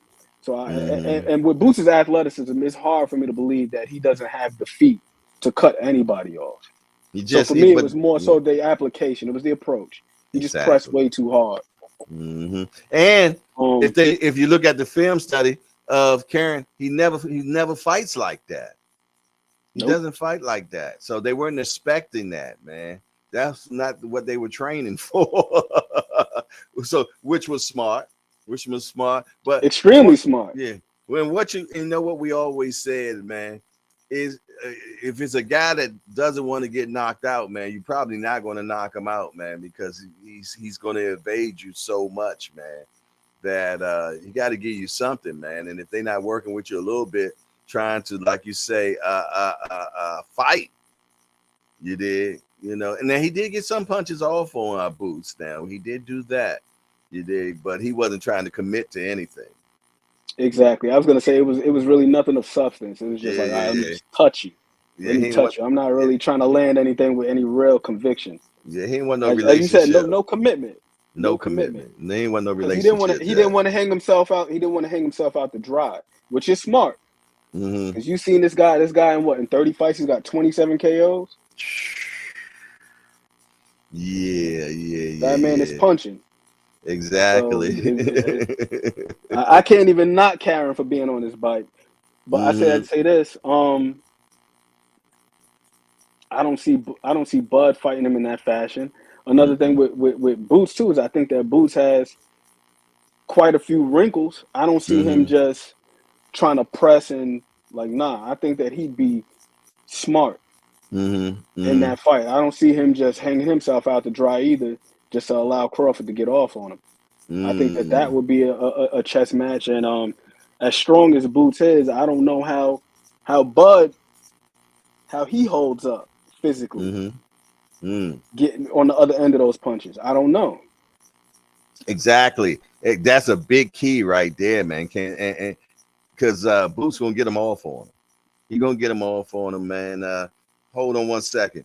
I want to welcome a new guy in the building. We got One Deep Boxing in the building. One Deep Boxing, man. We're just a bunch of hardcore degenerates to get together, man, and talk about this beautiful sport called boxing. We only got one rule in here, man. We don't hit below the belt. That means we don't talk about nobody's mama.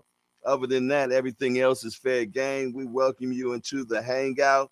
His first chat is Boots is NyQuil. Yes, indeed. He will put you to sleep, man. I remember when the build up for him and Karen, man, and I knew it was going to be exactly what it was. You know, he was going to definitely be there for Boots, and he's also a very tough individual. And when we were talking about that fight, man, I said that his corner is going to have to save Karen. You did, because he's not the type of cat that's just going to lay down, man. You're gonna have to beat the shit out of this boy, man. And that's exactly what happened. I was in the building for that fight, man, and it was crazy, man. It got to the point, man, where I was hollering at the corner, stop this shit. Stop this shit, man. Save this man for another day. You dig? But yeah, man, I knew that's exactly what's going for. And then I mean, a lot of people didn't realize, man, Boots be doing shit that be like they call Easter eggs and shit. He was dressed up in all black. You did. He was dressed up in all black, and people didn't understand what he was doing, man. But he was dressed for a funeral, man. He was dressed for a funeral, man. You know what he says himself is, man. You know what I mean? He about to miss to catch a body. He was dressed in a suit, all black. I said, "Why you got the suit on, man?" He just smirked. You did. And later on that day, it hit me. He's dressed for a funeral, man. You did. So he takes this shit so seriously, man. And I love the kid, man. I love the kid. And he's definitely going to have to move to 54. You know, eventually he's going to do what he can at 47. But I hope he gets Stanionis next, something like that, man. Give me a Stanionis. I take a Speedy Rashidi. They was talking shit a little bit. You did. You know, I like one thing about Rashidi, man. He's an intelligent fighter. You know what I'm saying? I know what's going to happen that night. You did. But, oh yeah. And I like Rashidi Ellis too, but that Royman Villa, that fight, man. Because Boots Villa got a nice punch on him, but Boots can punch and he can box. It's gonna be a tough. You ain't gonna be able to just box him from the outside like that. And then also avoid being hit with big shots. Like, it's not gonna happen. If Villa can get to you, this guy is gonna be able to get to you. And I'm not one for the triangle theories because they don't work. I be saying to people all the time, they do not work. Does not work. No. Like Duran went 12 rounds with Hagler. Hearns knocked Duran out in the second round, and then Hagler knocked Hearns out in the third. Like, it just don't work that way. You know what I mean? You can't say with any certainty, but I think that in this instance, that's as close as a triangle theory being foolproof as possible. Is that like, yo, if this guy Villa was able to wear you down, good luck with Boots. He can box and he can punch. It's gonna be a long night, and I like Rashidi, but yeah. But I'm gonna tell you something, man. Villa give 87% of the people in 47 a hard damn way to go, man. You know, he ain't no kibbles and bits, man. He's definitely no kibbles and bits, man. What I am going to try to do, man, I'm going to give his manager a hit on WhatsApp, man, because I want to get Vila in here and finally get him to talk about that fight. You dig? So I'm definitely going to be working on that, man, to get Vila in here, man. You know, have him talk about the fight, what he got going on next. You know what I mean? And tell us what it feel like to be in there with Boots, man. You dig? You know, it's always good to hear that type of conversation, man. Experience is a teacher, man. And who can tell you more about Boots than somebody that has definitely exhibited what he got going on, man. For sure, man. I'm going to tell you, at one time, man, in the middle of Boots' career, I wasn't sure yet about his punching power. You did? You know, because sometimes you can't really say it by the, it's based on the talent that you're in there with. You did? You know, but as I kept seeing him box and punch, man, and taking cats out, I said, okay, I think he might actually have the boo-bop bang. You did? So, and he does. He does. No, man. he does. man, and his antics that he have in the ring. Remember that first antic that we seen in the ring where he did that slow motion? I'm not talking about the village. Yeah. Yeah, man, that was so beautiful, man. You dig? And he did something like that with Vila as well, man, where he just slowed it all the way down, Jack. You dig? And his pops don't like that shit, but you know, No, you can tell because he always telling him to box. He's always telling him yeah, to box. exactly, man. You know, shout out to Bozy, man. I love Bozy, man. You know, he a straight up and down character, man. You know, I'm gonna tell you how he's a real one, man. When I did have that interview with him that did so well, it did so well, man. I just tried to give him a token of appreciation, man. So I had some money in my hand and I just slapped it to him, man. He gave it right back. He said, "Nah, that ain't necessary, man." I said, "I just want to let you know I appreciate you, man." He said, "I ain't need it, man." You know what I mean? So I like real ones like that, man. Real cat, man. I'm just pretty much saying, lunch on me, you dig? But he's like, "Nah, I'm good, bro." You know, a real one, man. So shout out to Bozy, man. I love the way a lot of those them guys from Philly, the way they carry themselves. That's why I'm a big fan of YSM channel. Yeah, that's my guy. Between Bozy, Greg Hackett. Oh, I love Greg. Greg. Watching Greg's video. Yo, Greg is first off, he's hilarious. Another thing, like you just knows said, boxing. Just straight up and down. He's a straight shooter. Knows boxing. Yeah, YSM, love them guys, man. YSM, and Breadman. Oh yeah. Love Breadman. Breadman. Goodness, I love that. His joint on in the boxing scene, man. I love reading that, man. You know what I mean? Because Breadman really breaks shit down, man. When you talk about the word exegete, man, that's what he does, man, for sure, man. He breaks shit down to a complete little science, and I love it, man. You did, because I like feed myself when it comes to boxing, man. You can never know too much in boxing. You can never think you know it all, you did, because there's always somebody that knows more than you, man. And that's why I try to tell people, man, you need to stay green, man. As soon as you turn into a fallen leaf, man, you ain't trying to learn no more. You got some people in this game, man, that feel though they know everything about boxing, man. And you try to say something to them, they disregard your shit and this, that, and the third. And I'm like, brother, you don't know everything about boxing. You might be talented in your nose, man, but the way you're going about it, it's going to shed more people away from you than actually drawing people towards you. You did, but it is what it is, man. Some people, they still young and it takes them a minute to know. Then you got youngins that figured it out already, man, and they humble with their approach, man. You did, and they just like the rest of us, man, just want other people to learn. And that's so important, man, because it's about each one teach one.